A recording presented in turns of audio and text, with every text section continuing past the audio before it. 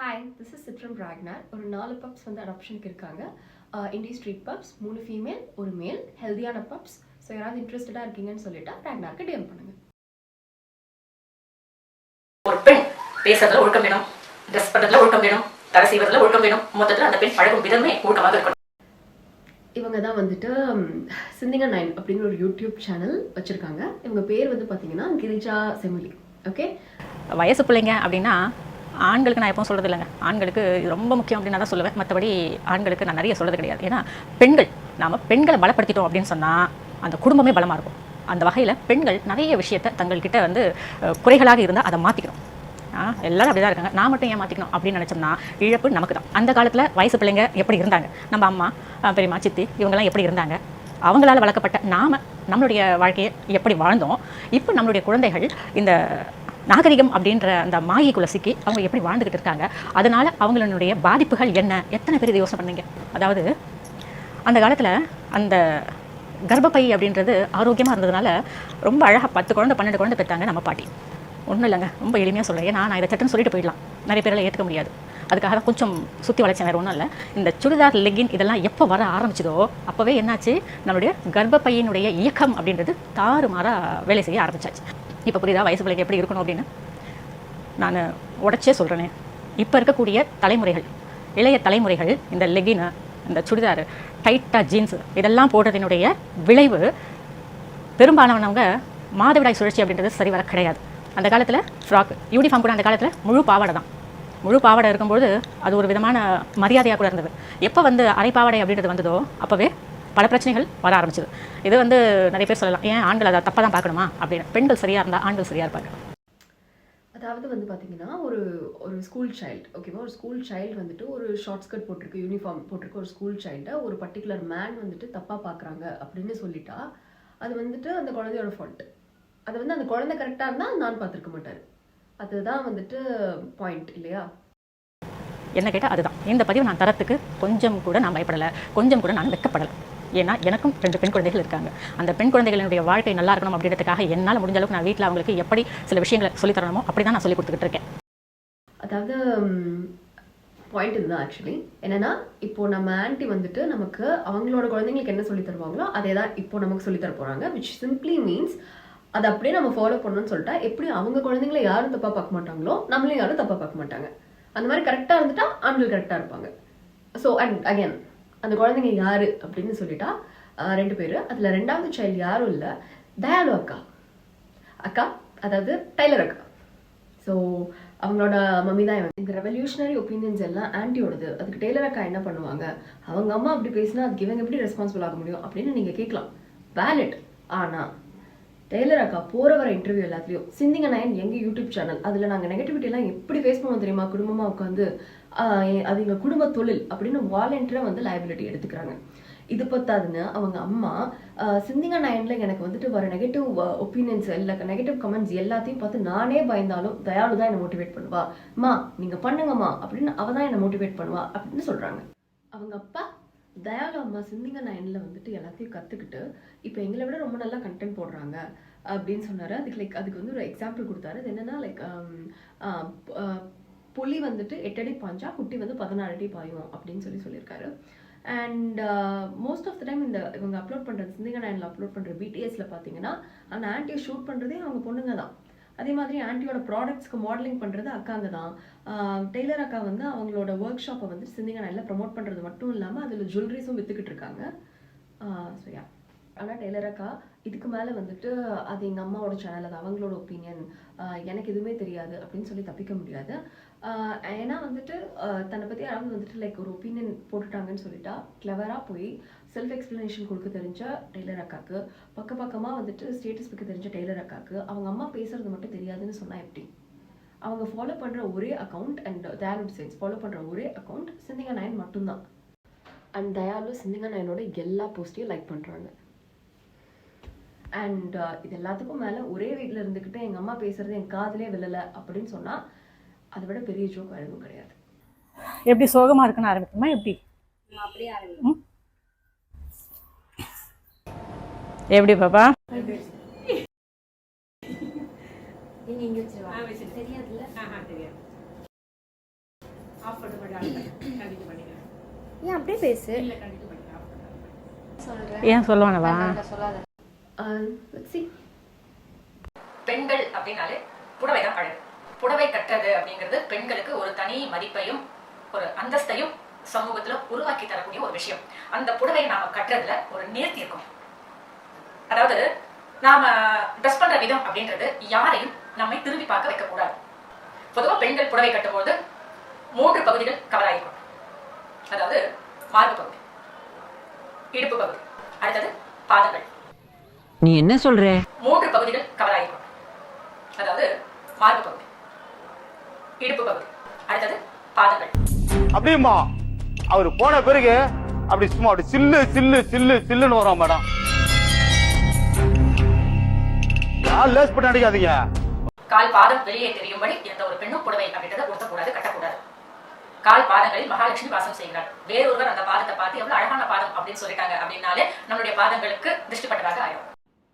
அந்த வீடியோவில் தெரிகிற பாதம் வந்து பார்த்தீங்கன்னா அது வேற யாரோடதும் கிடையாது, நம்ம ஆன்ட்டியோடது தான். அவங்க வந்து அவங்க காலில் வந்து இந்த மருதாணி எல்லாம் வச்சு டெக்கரேட் பண்ணிக்கிட்டு அவங்க காலில் வந்து ஆக்சுவலாக ஒரு தண்டம் போட்டிருக்காங்க இல்லையா, அந்த தண்டத்தை விற்கிறதுக்காக இந்த வீடியோ வந்து ஆக்சுவலாக அவங்க போட்டிருக்காங்க. பட் அகேன் அது அவங்க சொன்ன ரூல்ஸ்க்கு அகேன்ஸ்டாக போட்டிருக்காங்க. மேபி மறந்து கூட போட்டிருக்கலாம். பட் எது எப்படி இருந்தாலும் அவங்களோட அந்த அழகான பாதத்தை பார்த்து யாரும் கண்டு வச்சிடாதீங்க. அழகான பாதம்னு சொல்லிட்டேன், அதனால நானே திருஷ்டி. அதே மாதிரி திருமணமான பெண், திருமணமாகாத பெண் யாராக இருந்தாலும் புடவை முந்தானியை தொங்க விடக்கூடாது. புடவை முந்தானி ஆடினால் குடும்பமும் ஆடி போயிடும் சொல்லுவாங்க. அதனால புடவை முந்தானி தொங்க விடக்கூடாது. இந்த வீடியோல தயாலு அக்கா புடவை முந்தானே தொங்க விட்டுட்டு இருக்காங்க. அடுத்த வீடியோல ஆன்ட்டி அவங்க புடவை முந்தானே தொங்க விட்டுட்டு இருக்காங்க. ஆன்ட்டி என்ன சொன்னாங்க, புடவை முந்தானே இந்த மாதிரி தொங்க விட்டீங்கன்னா உங்க குடும்பம் ஆடி போயிடும் ஆடி அப்படின்னு சொன்னாங்க. அப்போ ஆன்ட்டியோட குடும்பத்தோட சுச்சுவேஷன், ஃபாதர் வாசிக்க, என் மம்மி ஆட, நானும் எங்க அண்ணன் உட்கார்ந்து வேடிக்கை பார்க்க ஒரே கூத்தா இருக்கும். நாம புடவை கட்டும் விதம் அப்படின்றது நம்மளை பாக்குறவங்க நம்மள கையெடுத்து கும்பிடும்படியான ஒரு தோற்றம் நமக்கு இருக்கணும். அந்த மாதிரியான ஒரு நேர்த்தி நம்ம கிட்ட இருக்கணும். உங்க வீட்டுல பெண் குழந்தைகள் இருக்காங்க அப்படின்னா அவங்களுக்கும் கூட இந்த விஷயத்த சொல்லு. புடவை அப்படின்றது எப்போதுமே நேர்த்தி அணியணும். தொப்புள் தெரியக்கூடாது, பாதம் தெரியக்கூடாது, புடவை முந்தானி தொங்க விட்டு நடக்கக்கூடாது. ஆலயம் போகும்போது கண்டிப்பாக புடவையில தான் போகணும். பெண் குழந்தைகளாக இருந்தாலும் இந்த பாவாடை தவணை, பாவாடை சட்டை இப்படிதான் அணிஞ்சிட்டு போகணும். அதை நீங்க கொஞ்சம் ஃபாலோ பண்ணுங்க. அதோடு இல்லாமல் இன்னைக்கு ஒரு நண்பர் கிட்ட இன்னைக்கு இதுதான் தலைப்புல பேச போறேன் அப்படின்னு நான் சொல்லியிருந்தேன். அவர் சொன்னார், நீங்க எது சொன்னாலுமே அது ஒரு ஹைலைட்டே ஒரு கதை ஒன்று இருக்கும், அந்த கதைக்காகவே நான் அந்த உங்களுடைய வீடியோஸ் பார்ப்பேன் அப்படின்னு சொன்னாரு. ஆனா இந்த புடவை கட்டுறதுக்கு எந்த ஒரு கதையும் இல்லை.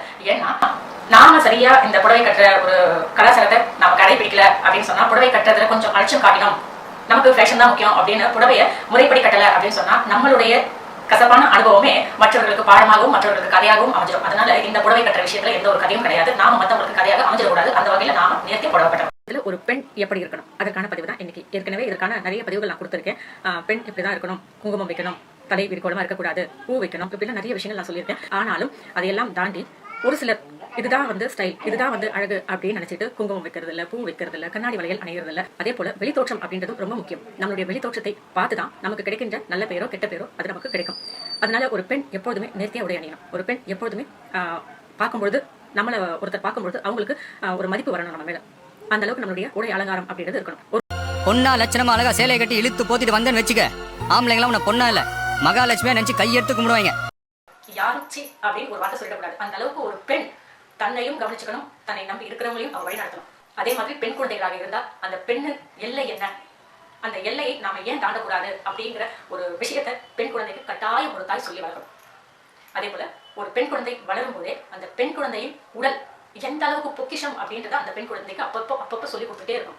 குழந்தைகளுக்கு பிடிக்குதோ பிடிக்கலையோ, நாம சொல்ற விஷயம் ஒரு 10 நிமிஷம் அவங்களுக்கு கோபத்தை தரலாம், இருந்துட்டு போட்டோம், ஆனா இது உன்னுடைய கடமை, நீ செஞ்சுதான் ஆகணும், செய்யுங்க, சொல்லுங்க. இப்படி ஒரு சில விஷயங்களை குழந்தைகளுக்கு ஃபோர்ஸ் பண்ணணும். நம்மளுடைய அலங்காரங்கள் அப்படின்றது மற்றவங்களை உறுத்தக்கூடாது. நான் ஏற்கனவே சொல்லியிருக்கேன். நாம நம்ம உடை அலங்காரமாகட்டும், நம்முடைய முக அலங்காரமாகட்டும் மற்றவங்களை உறுத்தக்கூடாது. மற்றவங்க நம்ம பார்த்து கையெடுத்து கும்பிடும்படியா இருக்கும். நாம மட்டும் இல்லை, நம்மளுடைய குழந்தைகளையும் மற்றவங்க பார்க்கும்போது ஒரு மரியாதை அப்படின்றது வரணும். நம்ம குழந்தைகளை அந்த அளவுக்கு நாம வளர்க்கணும். நாம எதுவுமே கண்டுக்காம இருக்கும்போதுதான் குழந்தைகள் நம்ம கை மீறி போறாங்க. குழந்தைகளுக்கு நேர்த்தியா உடை போடுமா, ஏன் இந்த மாதிரி ட்ரெஸ் பண்ற, ஷால் போடு, சுடிதார் போடியா, ஷால் போடு, நாம தான் சொல்லி தரணும். குழந்தைங்க இந்த காலத்து குழந்தைங்க மேக்கப்லாம் போடுறாங்க, லிப்ஸ்டிக் போடுறாங்க. ஆனா அதை ஊக்கப்படுத்தக்கூடாது. என்னோட வரியா நீ இப்படிதான் வரணும், 4 பேர் பார்ப்பாங்க, இந்த மாதிரிலாம் வரக்கூடாது, தாத்தா திட்டுவார், பெரியப்பா திட்டுவாங்க, மாமா பார்த்தா சொல்லி ஏதாவது சொல்லுவாங்க. நாம நம்மளுடைய அந்த கட்டுக்கோப்பு அப்படின்றது உடஞ்சு போகாம குழந்தைகளுக்கு அதை நாம தான் சொல்லி தரணும். அதனால நம்மளுடைய குழந்தைகளுக்கு, நம்மளுடைய பெண் குழந்தைகளுக்கு நேர்த்தியாக உடை அணியறதுக்கு சொல்லி கொடுக்குறவங்க தான் தாய். ட்ரெஸ்லாம் போடாத, ஷால் போடு, சுந்தர் போட்டுக்க ஷால் போடு அப்படின்னு எடுத்து சொல்றவங்க தான் தாய். ஒரு அம்மா அப்படின்னா குழந்தைக்கு ரோல் மாடலாக இருக்கும். வரப்போற மருமகளாக இருந்தாலும் சரி, அந்த மருமகளுக்கும் நாம தான் ரோல் மாடலாக இருக்கும். அது கவனமா பார்த்துக்கங்க, சரிங்களா? ஒரே ஒரு விஷயம் சொல்லிக்கிறேன். நீங்க ஒரு சிறந்த அம்மாவா இருந்தீங்கன்னா உங்களுடைய குழந்தைகளுக்கு நேர்த்தியான உடை அலங்காரம் அப்படின்றத சொல்லிக் கொடுங்க. தேவையில்லாத அலங்காரம் எந்த அளவுக்கு ஆபத்தை தரும் அப்படின்றத புரிய வைங்க. அதை செய்யறவங்க தான் உண்மையான அம்மா. தேவையில்லாத விஷயங்களை ஊக்கப்படுத்தும் போது நாம அங்க ஒரு அம்மா அப்படின்ற ஒரு ஸ்தானத்துல இருந்து தவறும். அதனால தேவையில்லாத விஷயங்களை குழந்தைகளுக்கு ஊக்கப்படுத்தாதீங்க. ஏன்னா இந்த மாதிரியான தேவையில்லாத விஷயங்களை செஞ்சுட்டு அதுக்கு பிறகு அதனுடைய பின்விளைவுகள் அப்படின்றது எந்த விதத்துல வந்தாலும் மொத்த குடும்பமும் பாதிக்கப்படும். அதுக்கு நாம முன்னாடியே நம்முடைய பாரம்பரியத்தை, நம்முடைய கலாச்சாரத்தை ஃபாலோ பண்ண ஆரம்பிச்சோம் அப்படின்னா அதை விட பெரிய பாதுகாப்பு நமக்கு கிடையாது. ஸோ பெண் குழந்தைங்களோட உடல் வந்துட்டு பொக்கிஷம் அப்படின்னு சொல்லி வளங்க அப்படின்னு ஆண்டி சொல்றீங்க. அப்போது ஆண் குழந்தைங்களோட உடல் வந்துட்டு இம்பார்ட்டன்ட் கிடையாதா? யாருக்கு அடிபட்டாலோ இல்லை யாருக்கு அப்யூஸ் நடந்தாலும் ஒரு சைல்டுக்கு ட்ராமா தான். ஸோ அதில் வந்துட்டு நீங்கள் வந்து கேர்ள் சில்ட்ரனுக்கு மட்டும் ஸ்பெஷலாக வந்துட்டு ஸ்டாப் டெல்லிங் தட். ஏன் தெரியுமா? Because when you do all these things, இது என்ன மாதிரி சுச்சுவேஷன் கிரியேட் பண்ணுதுன்னா, அந்த சைல்டு வந்து வளர்ந்துடும். வளர்ந்த உடனே அது வெளியே போகிறப்போ அந்த women when it becomes a woman, when it becomes a girl, every girl or woman at some point of time ஒரு அப்யூஸ் அப்படிங்கிறத அண்டர்கோ பண்ணுவாங்க. It can be abuse, it can be harassment, it can be eve teasing, anything. அதோட intensity வந்துட்டு வேறு மாதிரி இருக்கலாமே தவிர டெஃபினட்டாக at one point of time ஒரு இன்சிடென்ட்டாவது ஒரு எக்ஸ்பீரியன்ஸ் பண்ணாத விமன் அப்படிங்கிறவங்க I don't think they exist. ஏற்கனவே வந்து பார்த்தீங்கன்னா ஆன்டி சொல்கிற மாதிரி தான் இது இந்த ஃபேமிலியோட ப்ரைடு, இந்த ஃபேமிலியோட இந்த கௌரவம், இது எல்லாத்தையும் வந்து விமன் தான் காட் பண்ணணும் அப்படின்றது இருக்குது. இது பத்தாது அப்படின்னு சொல்லிட்டு இப்போ இந்த உடல் பொக்கிஷம், ஸோ இதையும் நீங்கள் காட் பண்ணுங்கன்னு அடிஷ்னல் செக்யூரிட்டி டியூட்டி ஏன் தெரியுங்கன்னு எனக்கு தெரியல. And more importantly you know maybe இது வந்துட்டு நீங்கள் கேட்குறதுக்கு வந்துட்டு இது ஒரு சாதாரண விஷயம், ஏன் கேர்ள் சில்ட்ரனுக்கு வந்து அவங்க பாடி ப்ரெஷர்ஸ்ன்னு சொல்லி வளர்க்குறது தப்பா அப்படி கூட தோணலாம். பட் டு மீ அட்லீஸ்ட் என்னோட ஒப்பீனியன் என்னன்னு சொல்லிட்டா, when you say these things, அது என்ன மாதிரி ஒரு சுச்சுவேஷன் கிரியேட் பண்ணால், ஜஸ்ட் இமேஜின் ஒரு பொண்ணோட எக்ஸ் பாய் ஃப்ரெண்ட் இந்த பொண்ணோட ப்ரைவேட் பிக்ஸ் வச்சு ஹீஸ் த்ரெட்டனிங் ஹர் ஆர் ஒரு somehow a leaked image or ஒரு மார்க்ட் இமேஜ் கூட வச்சுக்கலாமே. when you do all these things, இப்போ அந்த பொண்ணு வந்துட்டு what happens is she comes into this paramount amount of pressure to protect or guard herself. இந்த ப்ரெஷரை வந்து God பண்ணணுங்கிறதுனால it causes so many other repercussions. எக்ஸாம்பிளுக்கு சொல்லணும்னா, we all know Pollachi incident, we all know what happened there. That's why you don't guilt trip children into thinking that they fail to guard their precious treasure, because then they will fall into this bottomless pit trying to cover that shame. You know, my dad, he told me something when I was very little. That is, if anyone ever violate you, you come and tell us. Even if you can't tell your mom, you tell me. I am your safe space. And அதையும் மீறி if you get violated, if someone violate you அப்படின்னு சொல்லிட்டா, அதை பண்ணா இல்லையா, அவனுக்கு ஒரு அம்மா, அவனுக்கு ஒரு தங்கச்சி, அப்படின்னா அவனுக்கு ஒரு டாட்டர், இந்த மாதிரி இருப்பாங்க. அவங்களுக்கு என்ன பாடி பார்ட்ஸ் இருக்கோ அதே தான் உனக்கும் இருக்குது. So it's on him. That vulgarity is on him. And it is not your fault. You didn't lose anything and you are not responsible for it. And I think these are the words that every daughter deserves to hear from her father or her mom. Anti வந்து பார்த்தீங்கன்னா makeup போடக்கூடாது, lipstick போடக்கூடாது அப்படின்னு உங்கள் சில்ட்ரனுக்கு force பண்ணி சொல்லுங்கள் அப்படின்னு சொல்கிறாங்க. என்ன தயாலு அக்கா, நம்ம மேக்கப்பே போடுறது இல்லையா?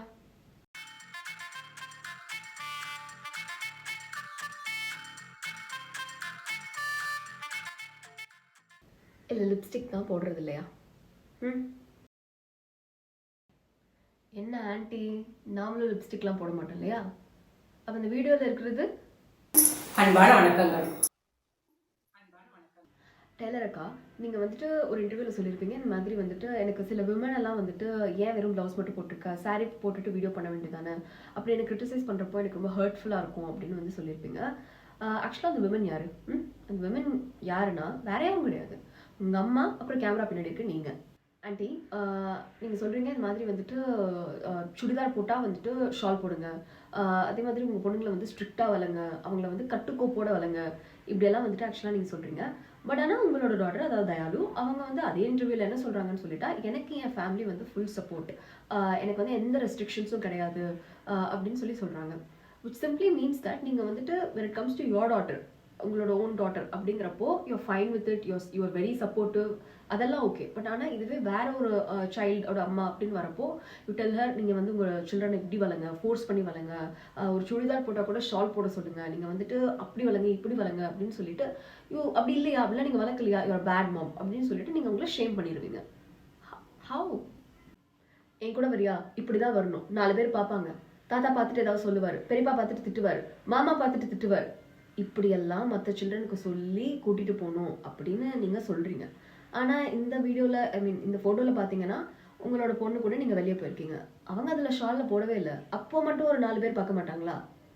அடுத்தது வந்து பாத்தீங்கன்னா இது உங்களோட எல்டர் டாட்டரோட மேரேஜ் ஃபங்க்ஷன்ல எடுத்திருக்கீங்க. இதுலயும் பாத்தீங்கன்னா அக்கா வந்துட்டு ஷாலும் போடல, சாரியும் கட்டல. இப்போ உங்க வீட்டு தாத்தா பெரியப்பா, இந்த பெரியம்மா, சித்தப்பா, சித்தி இவங்கெல்லாம் எதுவும் சொல்ல மாட்டாங்க. ஆனா மத்த வீட்டு தாத்தா பெரியப்பா, மாமா, சித்தப்பா, சித்தி இவங்க எல்லாரும் ஏதாவது சொல்லணும். What kind of hypocrisy is this? சிலிர்த்து போய் சில்லறையெல்லாம் விட்டுறிஞ்சேன். நம்ம உடை அலங்காரமாகட்டும் இல்ல முக அலங்காரமாகட்டும் மற்றவர் கண்ணை உறுத்தக்கூடாது. அதே மாதிரி பார்ப்பவர்கள் நம்மை கையெடுத்து கும்பிட வேணும் அப்படின்னு ஆண்டி சொல்றாங்க. என்னை எல்லாரும் கிளாமரா பாக்குறாங்க, எனக்கு 18+ கமெண்ட்ஸா வருது, நான் அதெல்லாம் டிலீட் பண்ணிக்கிட்டு இருக்கேன் அப்படின்னு டயலாக்கா சில இன்டர்வியூல வந்துட்டு ரொம்ப வருத்தப்பட்டு பேசுறீங்க. நீங்க ஏன் உங்க அம்மா சொல்ற ரூல்ஸ் எல்லாம் ஃபாலோ பண்ணி ஆண்கள் எல்லாரையும் உங்களை கையெடுத்து கும்பிட வைக்க கூடாது? ஏன்னா நீங்க செய்யற ஏதோ ஒரு கண்டென்ட் வந்து உறுத்த போய் தான் ஆண்கள் எல்லாரும் உங்களுக்கு அந்த மாதிரி கமெண்ட் பண்றாங்க அப்படின்னு உங்க அம்மா சொல்றாங்க. அதனால ஏன்னா பெண்கள் சரியா இருந்தா ஆண்கள் சரியா இருப்பாங்க. நீங்க ஏன் சரியா இருந்து ஆண்கள் எல்லாம் சரி பண்ணக்கூடாது? இது வரைக்கும் உங்க அம்மா சொன்ன எல்லா ரூல்ஸையும் ஃபோர்ஸ் பண்ணி பொண்ணை பண்ண வைக்கல அப்படின்னு சொல்லிட்டா அவங்க அந்த விமன் வந்து ஒரு நல்ல தாயே கிடையாது. அவங்க தாய்கிற ஸ்தானத்துல இருந்து தவறி விழுந்துருவாங்க அப்படின்னு வந்துட்டு உங்க அம்மா சொல்றாங்க இல்லையா? எனக்கு வந்துட்டு ஒரு ரெக்வஸ்ட் இருக்கு. அது என்னன்னா, நீங்களும் உங்க அம்மாவோட அந்த சிந்திகா நைன் அப்படிங்கறத பேஸ் பண்ணிருக்க ஒரு ட்ரஸ்ட்டை வச்சு நீங்க வந்துட்டு இந்த டெய்லரிங் உங்ககிட்ட படிக்கிறவங்களுக்குலாம் ஒரு சர்டிஃபிகேட் கொடுக்குறீங்க இல்லையா?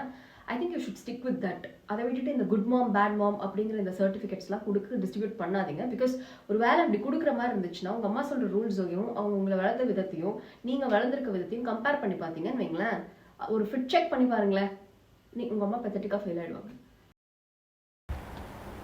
இதுதான் வாரத்துக்கு 4 நாள் இந்த பதிவு போடுறீங்களே, மறுபடியும் என்னங்க பண்றது? எத்தனை பதிவுகள் போட்டாலுமே சந்தேகம் அப்படின்றது வந்துகிட்டே இருக்கு. நல்லது, சந்தேகம் அப்படின்றது வந்தாலே கேள்வி கேட்க தோணும். கேள்வி கேட்கணும் அப்படிங்கிற எண்ணம் எப்போ வரும்? நாம தர பதிவை பார்க்கும்பொழுது நாம சரியா இருக்குமா, இது நமக்காக சொல்லப்பட்ட பதிவு போல இருக்கே அப்படிங்கிறது ஒருவேளை தோணினால் அப்போ இந்த கேள்வி உங்களுக்கு வரும். அப்படி ஒரு சப்ஸ்கிரைபர் கிட்ட கேட்டீங்க, நைட்டி போட்டுட்டு தூங்கலாமா அப்படின்னு கேட்டீங்க.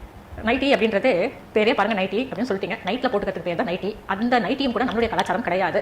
அந்த நைட்டி அப்படின்றது ஆங்கிலேயர்களின் கலாச்சாரம். இந்த நைட்டிக்கு அந்த அளவுக்கு முக்கியத்துவம் நம்ம ஏன் தரோம் அப்படின்றது எனக்கு புரியல. சௌகரியமா இருக்கு, ஒரே ட்ரெஸ்ஸோட போயிடுது, அவ்வளவுதானே தவிர இது நம்மளுடைய பாரம்பரிய உடை கிடையாது. நானும் கூட பயன்படுத்துவேன், இல்லைன்னு சொல்லல. ஆனா அது எல்லாமே இரவு போட்டுட்டு காலையில நான் குளிக்கிற வரைக்கும் தான். அதை போட்டுட்டு நான் வீட்டு வாசப்படி கூட தாண்ட மாட்டேன். நம்மளுடைய கலாச்சாரம் அப்படின்றத நாம ஓரளவுக்கு ஃபாலோ பண்ணி தான் ஆகணும். ஏன்னா இப்போ இருக்கக்கூடிய தலைமுறையினர், இப்போ நீங்க வந்து வீட்டில் நைட்டி போடுறீங்க, சுடிதார் போடுறீங்க, மற்ற உடைகள் உங்களுக்கு விருப்பமான உடைகள் போடுறீங்க, புடவையை தவிர சொல்றேன், மற்ற நாகரிகமான உடைகள்லாம் எவ்வளோ நீங்க போடுறீங்க. அது நாகரிக உடைன்னு சொன்னாலும் என்னை பொறுத்த வரைக்கும் புடவையை தவிர வேற எதுவுமே நாகரிகம் கிடையாது. நமக்கு பாரம்பரிய உடை தான் நமக்கு பாதுகாப்பை தரக்கூடியது. ஸோ பாரம்பரிய உடை கட்டினா பாதுகாப்பாக இருக்கலாம். பாரம்பரிய உடை அதாவது சாரி, அயன்மேனுக்கு ஒரு சூட் மாதிரி பெண்களுக்கு ஒரு சாரி, அதை கட்டினா மென் வந்துட்டு ஹராஸ் பண்ண மாட்டாங்க, தவ பார்க்க மாட்டாங்க, அப்படிதானே? ஓகே. நேற்றைய தினம் நம்ம கர்மால உடைகள் சரியாக உடுத்தல, மற்றவர்கள் முகம் சுழிக்கும் வகையாக நம்ம உடை உடுத்தினோம் அப்படின்னா சாலை ஓரங்களில் கவனிக்கப்படாத மரங்களாக பிறப்போம் அப்படின்னு கர்மவினையை பற்றி நம்ம பார்த்தோம். ஸோ ஓகே, மரமாக பிறக்கிறது கூட ஓகே தான். பட் அட்டென்ஷனே இல்லாத மரம் அப்படின்னு சொன்னால் அட்டென்ஷன் ஆக்சிஜன் மாதிரி இல்லையா? புடவை கட்டுறது அப்படின்னும் போது நிறைய பேர் செய்கிற தவறு என்னன்னு பார்த்தீங்கன்னா, லோகித் திருமணமான பெண்களாக இருந்தாலும் சரி, திருமணம் ஆகாத பெண்களாக இருந்தாலும் சரி, திருமணம் ஆகாத பெண்கள் தொப்புள் தெரியும்படி நீங்க புடவை கட்டுறீங்க அப்படின்னு சொன்னா உங்களுடைய சந்ததிகள் ஒருவேளை உருவாகாமல் போகலாம். ஆமா, ஏன்னா தொப்புள்ள அழுக்கு படிச்சது அப்படின்னு சொன்னா அது உங்களுடைய கர்ப்பப்பையை பாதிக்கக்கூடிய ஒரு விஷயமாக அமைஞ்சிடும். தொப்புள் வெளியில தெரியக்கூடாது. அதே மாதிரி திருமணமான பெண்கள் தொப்புள் தெரியும்படி நீங்க புடவை கட்டுறீங்க அப்படின்னு சொன்னா நீங்க அறம் சார்ந்த வாழ்க்கை வாழல. மற்றவர்கள் உங்களை கவனிக்கும்படியான விதத்துல நீங்க புடவை கட்டுறீங்க அப்படின்னு சொன்னா அந்த புடவை கட்டுற ஒரு விஷயம் விரசமாக இருந்தது அப்படின்னு சொன்னா திருமணமான பெண்ணுக்கு அது அழகல்ல. நாம எங்க கட்டுறோம்? இடுப்புல ஒட்டியானம் கட்டும்போது மறைக்கப்படுகின்ற இடம் எது? தொப்புள் மறைக்க வேண்டும், மறைக்கப்பட வேண்டும். இதற்காக கண்டுபிடிக்கப்பட்டதுதான் இந்த ஒட்டியானம். நம்ம தொப்புள்ள பல நுண்ணிய துளைகள் இருக்கு. இந்த துளைகள் மூலமாக வெளியிலிருந்து பல நுண்ணிய கிருமிகளோ அல்லது தேவையற்ற வாயுக்களோ உள்ளே செல்லக்கூடாது. உள்ளே செல்லும் போது கர்ப்பப்பை பாதிக்கப்படும். இப்போ உங்களுக்கு புரிஞ்சிருக்கும் இந்த ஒட்டியானத்தினுடைய முக்கியமான வேலை எது அப்படின்னு. அதற்கு பிறகு கொஞ்சம் கொஞ்சமாக இந்த ஒட்டியான கலாச்சாரம் இல்லாம, அதாவது கொஞ்சம் குறைஞ்சிருச்சு. அதற்கு பிறகு பெண்கள் இந்த ஒட்டியானம் கட்டாத பெண்கள் என்ன பண்ணாங்கன்னா சேலையே கொஞ்சம் தூக்கி கட்ட ஆரம்பிச்சாங்க பழைய காலத்தில். அந்த மாதிரி புடவை கட்டி திருமணத்திற்கு பிறகு கர்ப்பமான பெண்ணுக்கும் இங்கே நகரத்தில் தொப்புள் தெரிய சேலை கட்டி அதற்கு பிறகு திருமணம் குழந்தை பேரு அப்படின்னு வரும்போது யாருக்கு சுகப்பிரசவம் அப்படின்னு பாத்தீங்கன்னா கிராமத்து பெண்ணாகிய தொப்புளை மறைத்த பெண்ணுக்கு தான் சுகப்பிரசவம் நடந்திருக்கு. இந்த கிராமத்து பெண்ணுக்கு தான் சுகப்பிரசவம் நடந்திருக்கு. நகரத்துல அந்த தொப்புள் தெரிய சேலை கட்டின பெண்ணுக்கு அறுவை சிகிச்சை மூலமா தான் குழந்தை பிறப்பு நடக்குதுன்னு ஒரு சர்வேவே சொல்லுது. அப்போ நம்ம தொப்புளை மறைக்க வேண்டியது எவ்வளவு ஒரு முக்கியமான ஒரு அவசியம்னு பாருங்க. உலகத்துல எந்த பெண்ணாக இருந்தாலும் தொப்புள் தெரிய சேலை கட்டக்கூடாது, தொப்புள் வெளியே தெரியக்கூடாது. இதுதான் உலக நியதி. அது எல்லா பெண்களுக்கும் பொருந்தும். இப்போ நீங்க கேட்கலாம், பல மாநிலத்தில் பெண்கள் லோ ஹிப் சாரி தானே கட்டுறாங்க அப்படின்னு. ஆனா அந்த மாதிரி பெண்களுக்கு அறுவை சிகிச்சை மூலமா தான் குழந்தை பிறக்குது பெரும்பாலும் அப்படின்றதும் அறிவியல் நமக்கு சொல்லுது, ஆராய்ச்சிகள் மூலமாவே சொல்லுது. இப்போ சமூகத்துல பல அவலங்கள் நிகழுது அப்படின்னா பெண்களாகிய நாமும் ஒரு காரணம். அதாவது லோ ஹிப் சாரி அப்படின்ற கலாச்சாரத்தை யாரெல்லாம் ஃபாலோ பண்றீங்களோ அவங்க எல்லாம் தயவு செஞ்சு இனிமே அந்த மாதிரி சேலை உடுத்தாதீங்க. லோ ஹிப் சாரின்றது நம்மளுடைய ஆரோக்கியத்துக்கும் சரியில்லை, சமூகத்தின் ஆரோக்கியத்திற்கும் சரியில்லை. தொப்புள் காட்சி பொருள் அல்ல, பாதுகாக்கப்பட வேண்டிய பொக்கிஷம். மொத்தத்துல தொப்புள் காட்சி பொருள் கிடையாது. தொப்புள் வெளியே தெரியும்படி சேலை உடுத்தும் எந்த ஒரு பெண்ணும் சிறந்த பெண்ணாகவும் இருக்க முடியாது, சிறந்த குடும்ப தலைவியாகவும் இருக்க முடியாது, சிறந்த தாயாகவும் இருக்க முடியாது. மொத்தத்துல ஒழுக்கம் என்ற சொல்லுக்கு கூட பொருத்தமானவளாக இருக்க முடியாது. லைக் அதாவது வந்துட்டு ஒரு பொண்ணு வந்துட்டு ட்ரெஸ் பண்ணுறதுல தான் வந்துட்டு ஒரு பையன் வந்தோ இல்லை ஒரு மேலோ வந்துட்டு அந்த ரேப் ஆகட்டும், ஒரு மொலஸ்டேஷன் ஆகட்டும் நடக்கிறதுக்கு வந்துட்டு அந்த உமனோட ட்ரெஸ் தான் காரணம். இதுதான் வந்துட்டு உங்களோட ஒரு ஒப்பீனியன். நாங்கள் எல்லாமே குவாலிட்டியான கண்டென்ட் தரோம், நாங்கள் எல்லாமே இன்ஃபர்மேஷன் பேசிஸில் தான் தரோம். நாங்கள் சின்ஸ் 2013 இந்த ஃபீல்டில் இருக்கோம். அது எல்லாமே it's because of passion, content and நேர்மையாக இருக்கிறதுனால அப்படின்னு சொல்லி டெய்லர் அக்காவோட அக்கா வந்து இப்போ ரீசெண்டாக ஒரு இன்டர்வியூவில் சொல்லியிருப்பாங்க. அப்போ வந்துட்டு இந்த சி செக்ஷன் வந்துட்டு நேவல் எக்ஸ்போஸ் பண்ணுறதா காரணம், நேவல் எக்ஸ்போஸ் பண்ணுற மாதிரி ட்ரெஸ் பண்ணால் இன்ஃபர்டிலிட்டி வரும் அப்படிங்கிறதுலாம் நீங்கள் எந்த நேர்மையான இன்ஃபர்மேஷன் பேசிஸில் வந்துட்டு நீங்கள் சொல்லுங்கள். எந்த ரிசர்ச் எப்படி சொன்னிச்சு? ஹைலி எஜுகேஷனல் பர்பஸ்க்காக பாடுபடுற நீங்கள் எந்த ரிசர்ச்சில் யார் இப்படி வந்துட்டு இந்த ஃபைண்டிங்ஸை கொண்டு வந்தா அப்படின்னு please kindly educators. And yes, முக்கியமாக வந்து இந்த வாட்ஸ்அப் யூனிவர்சிட்டிலாம் படித்தேன், அங்கே பார்த்தேன் இங்கே பார்த்தேன்னு இல்லாமல் ஒரு லெஜிட்டிமேட்டான ஒரு ரிசர்ச் ஆர்டிக்கலை நீங்கள் வந்து ஃபர்ஸ்ட்டு கொடுங்க. ஓகேவா? I'm not a doctor, so இஷ்டத்துக்கு பேசக்கூடாது இல்லையா? ஸோ நான் தமிழ்நாட்டோட one of the top most government colleges doctor and professor கிட்ட கால் பண்ணி கேட்டேன். And his exact words where and I quote, navel is not connected to uterus or other internal organs. Exposing navel does not cause infertility. There is no nexus between navel and C-section. Tailor அக்கானுக்கும் நான் உங்ககிட்ட வந்துட்டு ஒரு question கேட்குறேன், ஓகேவா? ஜென்வனாக answer பண்ணுங்கள். இப்போ வந்துட்டு ஒரு விமன் இருக்காங்க, ஒரு கேர்ள் இருக்காங்க, ஓகேவா? அவங்க வந்து பார்த்தீங்கன்னா வந்துட்டு விமனோட இன்னர்வேர் வந்து ஸ்டிச் பண்ணுற ஒரு அந்த மாதிரி இருக்க ஒரு டெய்லர். இப்போ அவங்க வந்து பார்த்தீங்கன்னா அவங்க ஸ்டிச் பண்ண ப்ராடக்ட்ஸை வந்துட்டு அவங்க மேலே டிஸ்பிளே பண்ணிக்கிட்டு மற்ற விமன் கூட அந்த மாதிரி வந்து ஸ்டிச் பண்ண டீச் பண்ணுறேன், இது வந்து நான் மானிட்டைஸ் பண்ணணும், இல்லை அந்த மாதிரி ப்ராடக்ட்ஸை நான் விற்கிறேன், இந்த மாதிரி வந்துட்டு அவங்க வந்துட்டு ஒரு இது பண்ணுறாங்க. ஸோ இந்த மாதிரி அவங்க டிஸ்பிளே பண்ணுறப்போ ஆப்வியஸ்லி அவங்களோட வேஸ்ட், அவங்களோட நேவல், அவங்களோட மறைக்கப்பட வேண்டிய 3 பாகங்கள்னு நீங்கள் சொல்கிறதெல்லாம் வந்து கொஞ்சம் விசிபிளாக இருக்குன்னு வச்சுக்கோங்க. ஸோ இப்போ இதை பார்க்குறப்போ உங்களோட ஒப்பீனியன் என்னவாக இருக்கும்? அதை ஆல்ரெடி சொல்லிட்டீங்களே, சிறந்த பெண்ணாகவும் இருக்க முடியாது, சிறந்த குடும்ப தலைவியாகவும் இருக்க முடியாது, சிறந்த தாயாகவும் இருக்க முடியாது, மொத்தத்தில் ஒழுக்கம் என்ற சொல்லுக்கே பொருத்தமானவளாக இருக்க முடியாது இல்லையா? The atrocity that you have to slut shame women based on their clothing choices when you cry and complain about the same thing, it's baffling. God, உங்களை பொறுத்த வரைக்கும் க்ராப் டாப் போடுற யாருமே வந்துட்டு ஒரு நல்ல அம்மா கிடையாது, வந்துட்டு ஒரு வர்ச்சுவஸான விமன் கிடையாது. நீங்கள் வந்துட்டு like literally you question so many women. ஒரு ஆக்டிங் ஃபீல்டில் இருக்க ஒரு ஆக்ட்ரஸஸாக இருக்கட்டும், அவங்களும் வந்து அவங்க கரியர் டிமாண்ட் பண்ணுதுன்ற மாதிரி அதுக்காக தான் வந்து அந்த மாதிரி கிளாதிங்ஸ் போடுறாங்க. அப்படின்னா what about the background dancers, அவங்களா இருக்கட்டும், இல்லை வந்துட்டு ஒரு மாடல்ஸாக இருக்கட்டும், பை சாய்ஸோ இல்லை பை ப்ரொஃபஷனோ, when a woman wears something, நீங்கள் வந்துட்டு அவங்கள வந்துட்டு you compare motherhood and that. நீங்கள் சொல்லுங்கள் என்ன நெக்ஸஸ் இருக்குது ரெண்டுக்கும்? லைக் வந்துட்டு ஒரு மதர்ஹுட்டுக்கும் வந்துட்டு ஒரு உமனோட கிளாதிங் சாய்ஸஸ்க்கும் like how do you draw the parallel? அது வந்து எனக்கு I can't get it, I can't wrap my mind around it. இதில் வந்துட்டு தயாலு நீங்கள் ஹீரோயினாக நடிக்க போவீங்களா அப்படின்னு கேட்டால் நல்லதாக வந்தால் யார் வேணான்னு சொல்லுவா அப்படின்னு சொல்கிறீங்க. ஆனால் நீங்கள் அந்த ப்ரொஃபஷனில் இருக்க எல்லாரையும் வந்துட்டு அவங்க வந்துட்டு ஒரு நல்ல விமன் கிடையாது, இல்லை ஒரு நல்ல மதர் கிடையாது அப்படின்னு அவங்களோட கிளாதிங் சாய்ஸஸ் பேஸ் பண்ணி நீங்கள் ஜட்ஜ் பண்ணுறீங்க. லைக் நீங்கள் பை எக்ஸ்டென்ஷன் யுவர் சிண்டிகா யூடியூப் சேனல். சுமங்கலி பெண்கள் எப்படி இருக்கணும்? இப்போ ஆண்டி வந்து மேரிட் விமன் எப்படி இருக்கணும்னு சொல்கிறாங்க. பட் ஸோ மேரிட் விமன் எப்படி இருக்கணும் அப்படின்னா லாயலாக இருக்கணும், ஃபேமிலி மேலே ப்ரொடெக்டிவாக இருக்கணும், ஃபேமிலிக்கு கான்ட்ரிபியூட் பண்ணணும், அந்த மாதிரி என்னமாச்சு?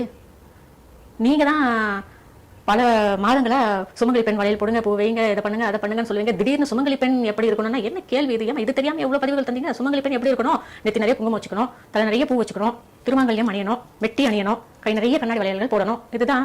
வேற என்னம்மா? மஞ்சள் பூசி குளிக்கணும். இதுதான் நம்ம அடையாளம். வேற என்ன இருக்கு? ஆமாம், இதுதான் அடையாளம். ஆனால் எவ்வளோ பேர் இதை நாம ஃபாலோ பண்ணுறோம், கடைபிடிக்கிறோம். அதாவது சுமங்கலி பெண் அப்படின்னும் போது இப்படிதான் இருக்கணும் அப்படின்னு நியதிகள் இருக்கு. இந்த பொட்டு பொட்டு அப்படின்னும் போது குங்கும பொட்டு வைக்கிறது தான் வந்து நம்மளுடைய கலாச்சாரம். ஆனா நிறைய அந்த ஸ்டிக்கர் பொட்டு அப்படின்றத வைக்க ஆரம்பிச்சாங்க. தலையில பூ. இந்த தலையில பூ இல்லாமல் ஒரு விசேஷத்துக்கு நீங்க கலந்துக்கிறீங்க அப்படின்னு சொன்னா அது உங்களுடைய குடும்பத்துக்கு நீங்க பாவத்தை சேர்க்கிறீங்க அப்படின்னு அர்த்தம். உங்களுடைய கணவரின் குடும்பத்தாருக்கும் உங்களுடைய பிறந்த வீட்டிற்கும் பாவத்தை சேர்க்கிறீங்க. அதாவது உங்களை பெற்று வளர்த்த அம்மா அப்பாவுக்கு ஒரு அவப்பெயரை சேர்க்கிறீங்க. பூ வைக்கக்கூடிய கலாச்சாரம் கூட நமக்கு மனசுல ஏத்துக்கிறதுக்கு முடியல அப்படின்னா, நம்மளுடைய கலாச்சாரத்தை நாமளே ஃபாலோ பண்ணல அப்படின்னா அப்புறம் என்னங்க வாழ்க்கை வாழ்ந்துகிட்டு இருக்கோம். நாம இந்த ட்ரெஸ்ஸுக்கு பூ வைக்க கூடாதுமா, இந்த புடவைக்கு இந்த பூ வைக்க கூடாதுமா, மேட்ச் ஆகாது அப்படின்னு நீங்க நினைக்கிறீங்க. ஆனா இந்த சமுதாயத்துல உங்களை மேட்ச் பண்றதே, அதாவது இந்த சமுதாயத்துல உங்களை சுமங்கலி அப்படின்னு மேட்ச் பண்றதே நம்மளுடைய அடையாளங்கள் தான். கண்டிப்பாக குங்குமம் அப்படின்றது நம்மளுக்கு அவசியம் இல்லை, வச்சே ஆகணும். கண்டிப்பாக சுமங்கலி பெண்கள் நெற்றியில நீங்க ஸ்டிக்கர் போட்டு வச்சாலும் கூட கீழே ஸ்டிக்கர் போட்டு கீழே ஒரு குங்குமம் வைக்கணும், அதோட வகுடுல வைக்கணும். பொதுவாகவே பெண்கள் நெற்றியில குங்குமம், சந்தனம், விபூதி இதுல ஏதாவது ஒண்ணு வச்சுக்கணும் அப்படின்றது ஒரு நியதி. சொல்லலாம் மனசுல பக்தி இருந்தா போதுமா, இதெல்லாம் வைக்க தேவையில்ல, எதுக்கு மஞ்சள் பூசிக்கணும், குங்குமம் வச்சுக்கணும், இதெல்லாம் எடுத்து பூசினாதானா, அதெல்லாம் ஒன்றும் தேவையில்லை, மனசுல பக்தி இருக்கலாம் அப்படின்னு சொல்லலாம். ஆனா அந்த குங்குமத்துக்கும் மஞ்சளுக்கும் எத்தனை மகிமை இருக்கு அப்படின்றத ஒரு கைம்பெண்ணால தான் உணர முடியும். கைம்பெண் மீன்ஸ் அப்படின்னா விடோ. சொல்றேன், தப்பா நினைச்சுக்காதீங்க. பிராக்டிக்கல். நமக்கு நம்மளுடைய கணவர் இருக்கும் வரைக்கும் தான் இந்த பாக்கியம். அதுக்கு பிறகு நமக்கே இஷ்டப்பட்டாலும் சமூகத்துக்கு பயந்து நாம என்ன செய்யறோம், ஒரு சில விஷயங்களை விட்டு கொடுக்குறோம். சமூகங்கிறது வேற யாரும் கிடையாது, ஆன்டி அனுபவம். நீங்க ஒரு விசேஷத்துக்கோ ஒரு கோவிலுக்கோ ஒரு ஃபங்க்ஷனுக்கோ எதுவாக இருக்கட்டுமே, உங்க வீட்டு படியை தாண்டும் போது உங்க நெத்தியில குங்குமம் இல்லாம உங்களால போக முடியுமா? ஒரு சுமங்கலி பெண்ணாக என்ன சொல்லுவாங்க? உங்களை பார்த்த உடனே டக்குன்னு விலகி நிற்பாங்க. ஐயோ வேண்டாம், சகுனம் சரியில்லை. செய்யறாங்களா இல்லையா? சகுனம் சரியில்லைங்கிறாங்க இல்லையா? அப்படி சொல்றவங்கள ஆன்டி அனுபவம். இந்த சந்தனமும் மஞ்சளும் குங்குமம் வச்சுக்கிறதுக்கே ஒரு கொடுப்பினை வேணும்.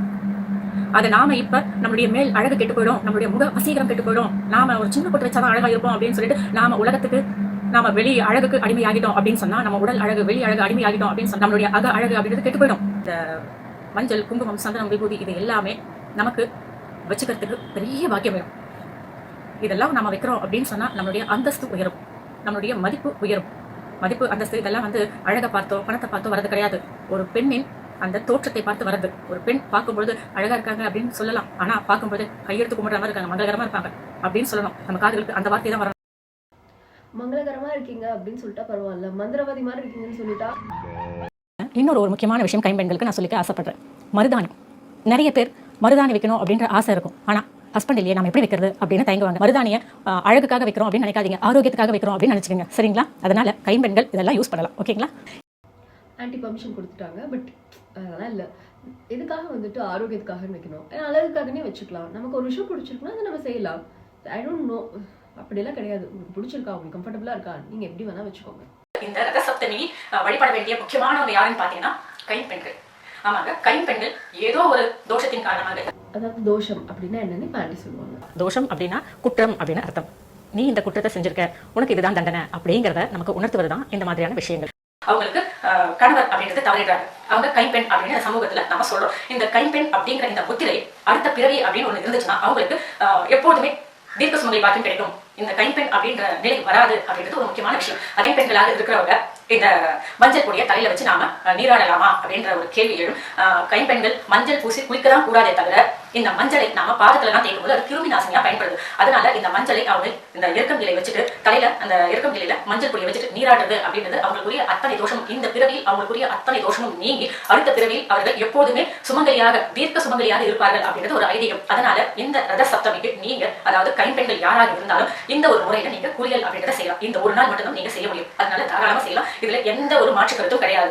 மஞ்சள் அப்படிங்கிறது நமக்கு தீர்க்க சுமங்கலி பாக்கியத்தை தரக்கூடிய ஒரு விஷயமாக இருந்தாலும், மஞ்சள் அப்படின்றது நாம தீர்க்க சுமங்கலி அப்படின்றத வெளிப்படுத்தும் ஒரு விதமாக இருந்தாலும், இந்த ஒரு வழிபாட்டுக்கு நீங்க தலையில எருக்கம் இலையில மஞ்சளை வச்சு நீங்க நீராடும் போது இந்த ஜென்மத்தில் இந்த பிறவியில் நீங்க செய்த பாவங்கள் விலகி அடுத்த பிறவியில் நீங்க தீர்க்க சுமங்கலியாக எப்பொழுதும் இருப்பீர்கள் அப்படின்றதுக்காக தான் இந்த விரதம். அது என்ன ஆன்டி, அடுத்த ஜென்மம் வரைக்கும் வெயிட் பண்ணோம்? வாட் இஃப் வந்துட்டு ஹஸ்பண்ட் வந்துட்டு ஹி பாஸ்ட் அவே, அந்த பொண்ணு வந்து what if she is ready, after a while she is ready to marry another man? ஓகேவா, what is she finds love. அப்போ வந்துட்டு அவங்க கல்யாணம் பண்ணிக்கிட்டா இந்த ஜென்மத்திலேயே அவங்க திரும்பவும் தீர்க்க சுமங்கலியா இருக்கலாம் இல்லையா? அது என்ன அடுத்த ஜென்மம் வரைக்கும் இந்த பாவத்தெல்லாம் இது பண்ணிட்டு அடுத்த ஜென்மத்தில் ஏன் நீங்கள் விடோரி மேரேஜ் இதுக்கெல்லாம் ரொம்ப அகேன்ஸ்டா? அடுத்தது வந்து அது என்னது இந்த அந்த குற்றம் தோஷம். ஹஸ்பண்ட் வந்துட்டு ஒருத்தர் வந்துட்டு அப்படி வந்து சாகுறாரு அப்படின்னு சொல்லிட்டா அது எப்படி இந்த பொண்ணோட ஃபால்ட் ஆக முடியும்? Accidents happen, people die. Okay, அது வந்துட்டு நீங்கள் அதெல்லாம் எடுத்துகிட்டு போயிட்டு நீங்கள் அந்த பொண்ணால் அந்த பொண்ணோட தோஷத்தால் அந்த பொண்ணு பண்ண பாவத்தால் வாட் இஸ் தட்? அடுத்தது வந்துட்டு அப்படி பார்த்தா வந்துட்டு கல்யாணம் ஆன அன்னைக்கே இல்லைனா ஒரு 2-3 நாள் மாதிரி லைக் ரொம்ப குயிக்காகவே வந்துட்டு சம்டைம்ஸ் வந்துட்டு இந்த ஹஸ்பண்ட்ஸ் ஆகிறதாகட்டும் இல்லை ஒய்ஃப்ஸ் ஆகிறதாகட்டும் இந்த மாதிரி எல்லாம் வந்துட்டு சுச்சுவேஷன்ஸ் நடக்குது. What you want them to do? Life long வந்துட்டு அவங்க வந்துட்டு வேற ஒரு பர்சன் வந்து ஃபைண்ட் பண்ணக்கூடாது, வேற லவ் அவங்க ஃபைண்ட் பண்ணக்கூடாது, அந்த மாதிரி அதுதான் அவங்களோட தாட்ஸா? If the girl is ready or if the man is ready, it is their choice. இவ்வளோ ரிக்ரெசிவாக இருக்காதுங்க. கல்லூரி காலம் வரும்போது அந்த பெண்கள் கண்டிப்பாக வகுடு அப்படின்றத பெரும்பாலும் எடுக்கிறது கிடையாது. ஆனால் கண்டிப்பாக எடுத்தே ஆகணும். அதற்கு பிறகு திருமணமான பெண்கள் கண்டிப்பாக தலைவகுடு அப்படின்றது எடுத்தே ஆகணும். நேர்வகுடு எடுக்கிறது மட்டும் அல்லாமல் திருமணமான பெண்கள் ஒவ்வொருவரும் தலைவகுட்டின் நுனியில நாம அந்த குங்குமத்தை வச்சு ஒரு லேசா அழுத்தும் போது அந்த சக்கரம் அப்படின்றது தூண்டப்படும். அதனால திருமணமான பெண்கள் கண்டிப்பாக நேர்வகுடு எடுக்கணும். நேர்வகுடு எடுத்து தலை சீவினால் மட்டுமே அந்த சக்கரம் அப்படின்றது ஓப்பன் ஆகும். ஓப்பன் ஆனாதான் நாம பிரபஞ்சத்தோட கனெக்ஷன்ல இருக்க முடியும். இந்த நேர்வகுடு அப்படின்றது காஞ்சி மகா பெரியவரே பெண்களுக்கு பரிந்துரை செய்த ஒரு விஷயம். நேர்வகுடு அப்படின்றது நம்மளுடைய எண்ணத்தை நேராக செயல்பட வைக்கும், நேராக சிந்திக்க செய்யும். நேர்வகுடு அப்படின்னா வாழ்க்கையே நேராக இருக்கும். கோணல் வகுடு எல்லாத்தையும் கோணலாக தான் ஆகும். நேர்வகுடு எல்லாத்தையும் நேராக தான் வைக்கும், கோணல் வகுடு வாழ்க்கையை கோணலாக தான் ஆக்கும். that was a good one. Okay, இப்போ வந்துட்டு ஆக்சுவலி ஆன்டி வந்துட்டு எவ்வளோ பெரிய விஷயம் சொல்லியிருக்காங்கன்னு சொல்லிட்டா there is a universal wifi இருக்கு, ஓகேவா? பட் ஆனால் இதில் என்ன ஜெண்டர் டிஸ்கிரிமினேஷன் அதெல்லாம் கிடையாது. ஏன் மென் வந்துட்டு யூனிவர்ஸோட கனெக்ட் ஆகக்கூடாது? அதனால நாளிலேருந்து மென் எல்லாரும் என்ன பண்ணுறீங்கன்னு சொல்லிட்டா இந்த இடத்துல இப்படி ஸ்ட்ரெயிட்டாக ஒரு பார்ட்டிஷன் எடுத்து இப்படி போட்டு ஒரு குங்குமத்தை எடுத்து இப்படி வச்சு ஒரு அழுத்திக்கோங்க. பட் அகேன் குங்குமம் இல்லைனாலும் டோன்ட் வரி, ஜஸ்ட் வந்து இப்படி கை வச்சு அழுத்தினா என் அழுத்த ஓப்பன் ஆகாதா? Let's just but I'm keep trying. என்னன்னா யூனிவர்சல் வைஃபை வந்து கனெக்ட் ஆக மாட்டேங்குது. மேபி ஆன்டி போட்ட வீடியோனால ஹியூஜ் டிராஃபிக் நினைக்கிறேன். we will try again later. நாம ஏற்கனவே தலைமுடியை வந்து விரிச்சு போடக்கூடாது அப்படின்னு பல பதிவுகளில் பார்த்துருக்கோம். இந்த தலைமுடி நகம் இது இரண்டுமே பிடிவாதத்தினுடைய அடையாளம். இதை வந்து நாம கட்டுப்பாட்டிலேயே வச்சுக்கணும் அப்படின்னு பகவத்கீதையில சொல்லுவாங்க. இது வந்து ஆகாத விஷயங்கள் அப்படின்னு பகவத்கீதையில சொல்லப்பட்டிருக்கு. இந்த நகம் வளர்க்குறது, தலைமுடியை வந்து பின்னல் போடாமல் தலைவிரி கோலமாக இருக்கிறது, இது இரண்டுமே ரொம்பவும் தவறான ஒரு விஷயம் அப்படின்னு சொல்றது உண்டு. அதே மாதிரி இந்த தலைவிரி கோலம் அப்படின்றது துன்பத்தினுடைய அடையாளம், துக்கத்தினுடைய அடையாளம் கூட இந்த தலைவிரி கோலம் அப்படின்றது. பகவத்கீதையில என்னென்னவோ சொன்னாங்க, ஆனால் ஆன்டி கரெக்டாக நமக்காக இதெல்லாம் நோட் பண்ணி எடுத்துட்டு வந்து சொல்லியிருக்காங்க.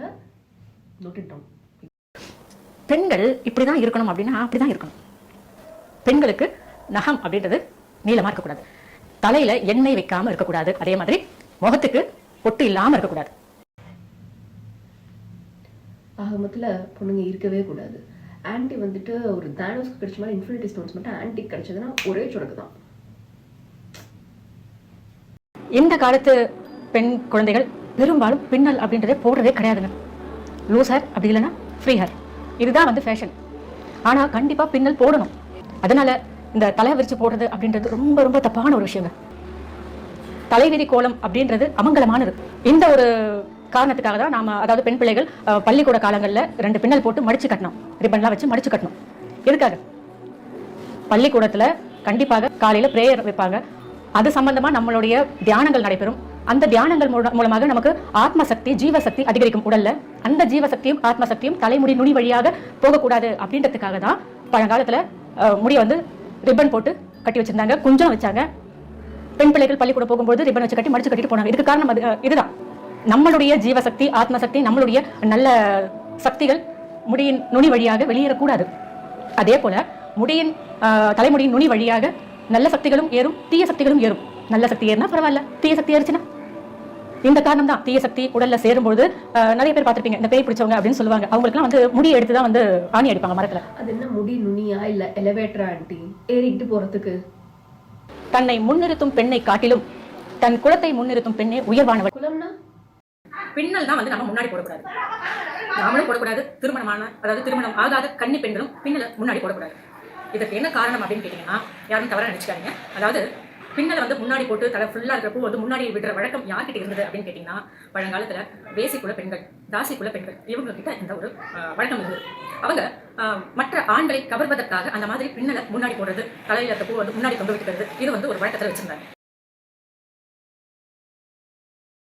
இந்த ஒரு காரணம் தான் வந்து பெண்கள் வந்து பின்னலை வந்து முன்னாடி போடக்கூடாது அப்படின்னு சொல்றதுக்கான ஒரு காரணமும் கூட. இப்போ கூட ஸ்கூல்ல நிறைய டீச்சர்ஸ் வந்து பின்னலை வந்து முன்னாடி போடுறதுக்காக பண்ணவே மாட்டாங்க. இது வந்து நிறைய ஸ்டூடெண்ட்ஸ்க்கு புரியது கிடையாது. அம்மாங்க தான் வந்து இதை சொல்லணும், இனிமேல் சொல்லிடுங்க, பின்னலை வந்து முன்னாடி போடுறதுக்கு அலோவ் பண்ணாதீங்க.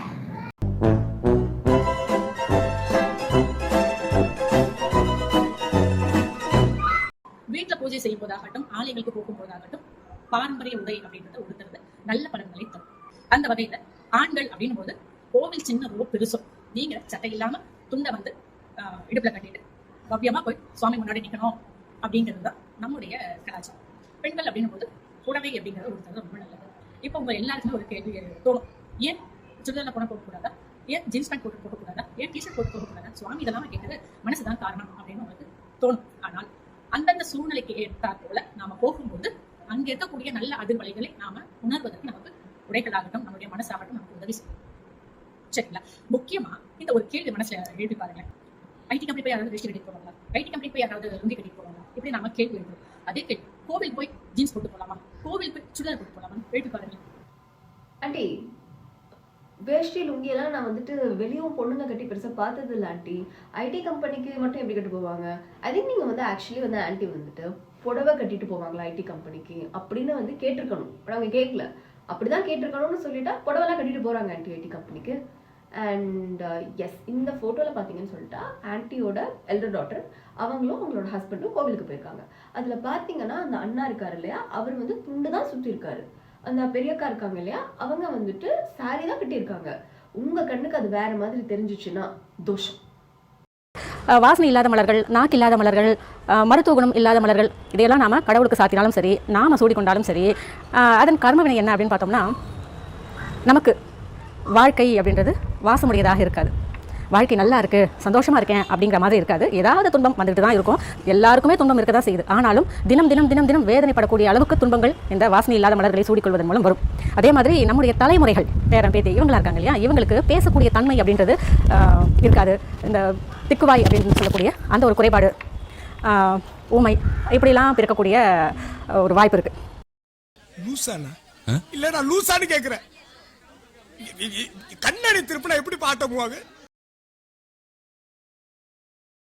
நம்ம சேனல் ஆன்மீக தகவல் பகுதியில் நாம் ஒரு 2 நாள் முன்னாடி இந்த வாசனை இல்லாத மலர்கள், மருத்துவ குணம் இல்லாத மலர்கள், நாக்கு இல்லாத மலர்கள், மகரந்தம் இல்லாத மலர்கள், இதையெல்லாம் பயன்படுத்தக்கூடாது அப்படின்னு சொல்லிடுது. அதனால தான் அந்த காலத்திலேயே ஒரு பாட்டு இருக்குது, வாசம் இல்லா மலருது வசந்தத்தை தேடுது அப்படின்னு. அந்த வார்த்தையிலேயே அர்த்தம், முழு அர்த்தமும் வந்தாச்சு. வாசம் இல்லாத மலர் வசந்தத்தை தேடிட்டு தான் இருக்கும். அந்த கனகாம்பரத்துக்கு வாசனை கிடையாது, மருத்துவ குணம் கிடையாது, குறிப்பாக அதற்கு நாக்கு கிடையாது, மகரந்தம் கிடையாது. இப்படி ஒன்றுத்துக்கும் உதவாத ஒரு மலர். இது எவ்வளோ பெரிய தவறு இல்லையா? இப்படி நாம் தெரிஞ்சே தவறு செய்யும்போது இதற்கான கர்மவினை நாம் அனுபவிக்கிறோமோ இல்லையோ, நம்மளுடைய குழந்தைகள் அனுபவிப்பார்கள். அந்த தவறு நீங்கள் செய்யாதீங்க.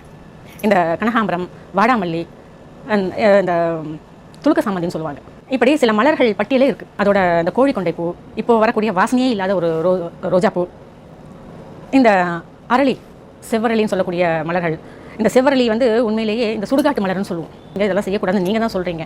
ஏன்னா நான் அதை வந்து படிக்கிறேன். அதை படிக்கும்போது எனக்கு அது உண்மை நிலை தெரியுது. என்னை வழிநடத்தக்கூடிய பெரியவர்கள் சொல்லித்தரக்கூடிய அந்த அனுபவ மொழிகள் எனக்கு புரியுது. அதனால் நான் இந்த மலர்களை எல்லாம் பயன்படுத்தக்கூடாதுன்னு உங்களுக்கு சொல்லிக்கிட்டு இருக்கேன். அதாவது கனகாம்பரம், அதாவது ஒரு ஃப்ளவர், அது மேலே கூட ஆன்ட்டி வந்து ஒரு வன்மத்தை காட்டிட்டாங்க. இமேஜஸில் பார்த்தீங்கன்னு சொல்லிட்டா ஆன்ட்டி வந்து கனகாம்பரம் வச்சுருக்காங்க.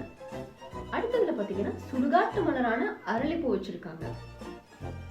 அதாவது இதெல்லாம் வச்சா வந்து பேச முடியாது அப்படின்னு சொன்னாங்க இல்லையா ஆன்ட்டி. ஆனால் ஆன்ட்டி உங்கள் வீட்டில் ரொம்ப நல்லா தானே பேசுகிறீங்க, அப்புறம் என்ன? நான் ஒரு சீமந்தத்துக்கு போயிருந்தேன். எனக்கு முன்னாடி நிறைய பெண்கள் நின்றுட்டு இருந்தாங்க. கல்யாணமானவங்க, கல்யாணம் ஆகாதவங்க, இப்படி நிறைய பெண்கள் நின்றுட்டு இருந்தாங்க. அதில் ஒரு அம்மா வந்து எனக்கு ரொம்ப தெரிஞ்சவங்க. அந்த குடும்ப ஃபங்க்ஷனுக்கெல்லாம் நான் போகும்போதெல்லாம் நான் அவங்களை பார்த்துருக்கேன். ஆனால் இந்த முறை நான் பார்க்கும்போது அந்த அம்மாவினுடைய தலையில் பூ இல்லை. அவங்க ஒரு மாதிரி வெளி நிறத்தில் புடவை வேற கட்டியிருந்தாங்க. பொட்டும் கூட சின்னதாக வச்சிருந்தாங்க. அது கண்ணுக்கே தெரியல, ஜூம் பண்ணி பார்த்தா தான் தெரியும் போல இருக்கு. அப்படி அவங்க அந்த ஒரு உடை அலங்காரத்தில் வந்திருந்தாங்க. எனக்கு சட்டுன்னு பார்க்கும்போது அந்த அம்மா நல்லா தானே இருந்தாங்க. என்னாச்சு, ஏன் பூ இல்லாமல் வந்திருக்காங்க? கொஞ்சம் புரிஞ்சுக்கங்க சரிங்களா? ஏன் பூ இல்லாமல் வந்திருக்காங்க? ஒருவேளை அவங்களுடைய வாழ்க்கையில் ஏதாவது அசம்பாவிதம் நடந்துருச்சோ அப்படின்னு ஒரு நிமிஷம் நான் நினைச்சிட்டேன். உண்மையிலேயே நான் இதை சொல்றது வெட்கப்படல, வேதனைப்படுறேன் நான். உண்மையிலேயே அந்த பெண்ணை பார்த்து நான் அந்த மாதிரி நினைச்சேன். கணவர்கிட்ட கேட்டேன், என்னங்க அந்த அம்மா குடும்ப ஃபங்க்ஷன்ல பார்த்தோம், அப்ப நல்லா இருந்தாங்களே, இப்போ என்னாச்சு, ஏதாவது அவங்க ஹஸ்பண்டுக்கு உடம்பு சரியா, அவங்க கணவர் உடம்பு சரியா, ஏதாவது தவறிட்டாரா அப்படின்னு நான் கேட்டேன். கணவர் சட்டு அச்சோ அதெல்லாம் ஒன்றும் இல்லை, நல்லா இருக்காரு, அவர் இந்த ஃபங்க்ஷனுக்கு வரல, அவர் வேற ஒரு வேலையை வெளியே ஊர் போயிட்டாரு, இப்போ அந்த அம்மா வந்துட்டாங்க, அதெல்லாம் ஒன்றும் நல்லா இருக்காங்க. காரணம் என்னன்னா அந்த அம்மா பூவே வைக்கல. ஒரு விசேஷம் அப்படின்னா நிச்சயமா தலையில ஒரு சுமங்கலி பெண்ணுக்கு பூ இருக்கும். அந்த பூ இல்லை அப்படின்னும் போது அங்கே அந்த பெண்ணுக்கு பூ வச்சுக்க முடியாத அளவுக்கு ஒரு சூழ்நிலையாக இருக்கு அப்படின்னு சொன்னா அது கணவரை இழந்த பெண்ணாக இருந்தால் தான் பூ வச்சுக்க மாட்டாங்க. இன்னும் அந்த ஒரு மனப்பக்குவம் நம்மளுடைய சமுதாயத்துல கைம்பெண்களுக்கு வரல. அப்போ அந்த பூ வச்சுக்கக்கூடிய அந்த ஒரு சுப நிகழ்ச்சியில ஒரு சுமங்கலி பெண் வெற்று தலையோட, அதுவும் தலைவிரி கோலமா, அது வந்து ஒரு கல்ச்சர், தலைவிரி கோலமா அந்த ஃபங்க்ஷன்ல அட்டன் பண்ணும்போது, அந்த ஃபங்க்ஷன்ல கலந்துக்கும் போது பார்க்கக்கூடியவர்களுக்கு அந்த பெண் ஒருவேளை இப்படியோ, அதாவது அந்த பெண் பூ வச்சுக்க முடியாத சூழ்நிலை தள்ளப்பட்டுட்டாலோ அப்படின்ற ஒரு எண்ணம் வருதா இல்லையா? அந்த எண்ணத்தை உருவாக்குறது யாரு? நாம தானே. அந்த எண்ணம் மற்றவர்களுக்கு வரும்படி நம்ம நடந்துக்கலாமா? நம்மளுடைய கணவர் தீர்க்க ஆயுளோட நம்ம கூட இருக்கும்போது நம்மளுடைய கணவரின் குடும்பத்துக்கு நாம இப்படி ஒரு அவப்பெயரை சேர்க்கலாமா? எவ்வளவு பெரிய பாவம் இல்லையா அது? உண்மையிலேயே என்னுடைய மனம் ரொம்ப வேதனை அடைஞ்சது அன்னைக்கு. நல்லா ஒரு சுபங்கலி பெண்ணை பார்த்து நம்ம இப்படி நினைச்சிட்டோமே அப்படின்னு எனக்கு தோணுச்சு. நல்லவரை நான் கேட்கல அந்த பெண்ணுகிட்ட போயிட்டு. ஆனா எவ்வளவோ பேர் நினைச்சிருப்பாங்க இல்லையா, நல்ல ஒரு சுமங்கலி பெண் திடீர்னு நெத்தில போட்டு இல்லாம, தலையில பூ இல்லாம, அது ஒரு வெளி நிறமா ஒரு புடவையை கட்டிட்டு ஒரு ஃபங்க்ஷன் வந்து நிற்கும் போது என்னங்க தோணும்? கொஞ்சம் நினைச்சு பாருங்களேன். அதனால இப்ப சொல்லலாம், ஏமா நீங்க பார்த்துட்டு தப்பா பாத்துறீங்க, உங்க மனசு வந்து சரியா திங்க் பண்ணல, நீங்க வந்து தப்பான எண்ணத்துல பாத்துறீங்க அப்படின்னு சொல்லலாம். அந்த தப்பான எண்ணத்தை விதைச்சது யாரு? யாராக இருந்தாலும் சுமங்கலி பெண்ணாக இருந்தா நம்மளை பார்க்கக்கூடிய நபருக்கு என் கணவன் நல்லா இருக்கார், நான் தீர்க்க சுமங்கலி அப்படிங்கிற எண்ணத்தை நல்லா பதிய வைக்கணும். அவதான் உண்மையிலேயே சுமங்கலி பெண்.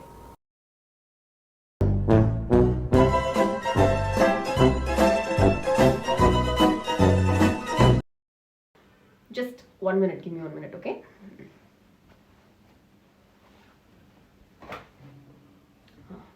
Okay. Okay. Okay. என்னம்மா இது, ஒரு சுமங்கலி பெண் நெத்தியில ஒரு பக்கெட்ல ஒரு குங்குமம் இல்ல, ஒரு அழுத்து வச்சு நீ அழுத்திருக்க வேண்டாமா? அது சரி, எப்படி அழுத்துவ? நீ அழுத்தினா இங்கதானே அழுத்தணும். முதல்ல நடுவுல ஒரு கோட்டை பிரிமா. அடுத்தது, தலையில எங்கம்மா பூவு, இதுல வெளிர் நிற ஆடை வேற, வெள்ளை நிற ஆடை வேற.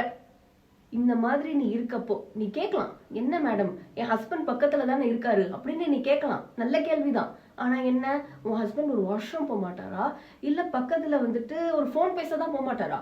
அந்த மாதிரி நேரத்துல நம்ம ஆன்டி மாதிரி ஒரு க்ளோன் உன்னை பார்த்தா கொஞ்சம் புரிஞ்சுக்கிட்டாங்கன்னா, அதுக்கப்புறம் உன் ஹஸ்பண்ட் வந்த உடனே ஐயோ ஒரு சுமங்கலி பெண்ணை பார்த்து இப்படி நினைச்சிட்டமே அப்படின்னு துடிச்சு போயிட மாட்டாங்களா? என்னம்மா நீ புடவை கட்டினாலும் சரி, பாவாடை தாவணி உடுத்தினாலும் சரி, எந்த ஒரு மாடர்ன் ட்ரெஸ் போட்டாலும் சரி, பெண்களின் முட்டி தெரியக்கூடாது. பெண்களின் முட்டிக்கு கீழே அந்த உடை அப்படின்றது. இப்போ நீங்க கேட்கலாம், உங்களுடைய குழந்தைகள் மாடர்ன் ட்ரெஸ் போடவே மாட்டாங்களா? போடுவாங்க. ஆனா இது வரைக்கும் முட்டி தெரியும்படியான எந்த ஒரு உடையும் என் குழந்தைகளுக்கு நான் போடுறதுக்கு அனுமதி கொடுத்ததே இல்லை. அவங்களும் அதை பத்தி கேட்டதும் கிடையாது. இந்த மாதிரி உடை நான் போட்டுக்கிறேன் அப்படின்னு கேட்டது கிடையாது. ஏன்னா அவங்க பார்த்து வளரக்கூடிய சூழ்நிலையை நாம அழகான ஒரு சூழ்நிலையை உருவாக்கி கொடுத்துட்டோம் அப்படின்னா அவங்களுக்கு அப்படியான ஒரு எண்ணம் வராது. நாம கரெக்டா இருந்தா நம்மளுடைய குழந்தைகள் கரெக்டா இருப்பாங்க. அதுதான் என்னுடைய எண்ணம். இது வரைக்கும் ஆன்டி சொன்ன எல்லாத்தையும் நான் வந்து ஒரு சின்ன நோட்ஸ் எடுத்துக்கிறேன். Just give me 1 moment. 1 second நான் வந்து இருங்க. ஓகே ஓகே ஸோ இப்போ இவ்வளோ ரூல்ஸ் இருக்கு. இந்த ரூல்ஸ் எல்லாத்தையும் முதல்ல நீங்க ஃபாலோ பண்றீங்களா? லைக் இதுல எத்தனை ரூல்ஸை நீங்க ஃபாலோ பண்றீங்க சொல்லுங்க. நீங்க வந்துட்டு லைக் நீங்க வந்துட்டு ஃபிட் செக் பண்றதுக்காக ப்ளவுஸ் போடுறது அதை பத்தியே நான் பேசல. ஓகேவா? நீங்க ஒரு ஃபங்க்ஷனுக்கு போனீங்கன்னா கூட உங்களுக்கு பிடிச்ச மாதிரி கிராப் டாப் ஸ்கர்ட் இந்த மாதிரி தான் பண்றீங்க. அது அதே மாதிரி நீங்க லைக் உங்க அம்மா கூட வெளியே போறப்ப கூட நீங்க வந்துட்டு சல்வார் போடுறீங்க, குர்த்தி போடுறீங்க, ஜீன்ஸ் போடுறீங்க, டாப் போடுறீங்க. அந்த மாதிரி லைக் லிட்டலா உங்களுக்கு என்ன பிடிச்சிருக்கோ அதை தான் நீங்க செய்யறீங்க. அண்ட் ஷார்ட் ஸ்கர்ட் போடுறீங்க அண்ட் ஷாலும் நீங்க போடுறது இல்லை. So that's fine. ஓகேவா? இதுதான் சொல்லிட்டா நீங்களும் வந்துட்டு ஆக்சுவலாக அப்படியே வந்து ஸ்ட்ரெயிட்டா ஹேர் மண்டை அப்படியே தலையை ரைட்டா அப்படியே ரெண்டா பிரிச்செல்லாம் நீங்க ஒன்றும் போடல. நீங்களும் என்ன மாதிரி வந்து லைக் கிராஸ் பார்ட்டிஷன் தான் பண்ணியிருக்கீங்க. அதே மாதிரி ஆயில் வைக்கிறதெல்லாம் கிடையாது, எதுவும் கிடையாது. ஜென்ரலா நார்மலா எல்லாருக்கும் எப்படி நார்மலா இருக்குதோ அப்படிதான் இருக்கீங்க. நீங்க வந்துட்டு மேக்கப் போடணும்னா மேக்கப் போடுறீங்க, லிப்ஸ்டிக் போடுறீங்கன்னா லிப்ஸ்டிக் போடுறீங்க. So it is all actually very very normal. நார்மலா எல்லா பொண்ணும் எப்படி இருக்காங்களோ அதுதான் வந்துட்டு எல்லாரும் ஆக்சுவலா இப்படிதான் இருக்கணும்னு நினைப்பாங்க. அதுதான் நீங்களும் பண்றீங்க.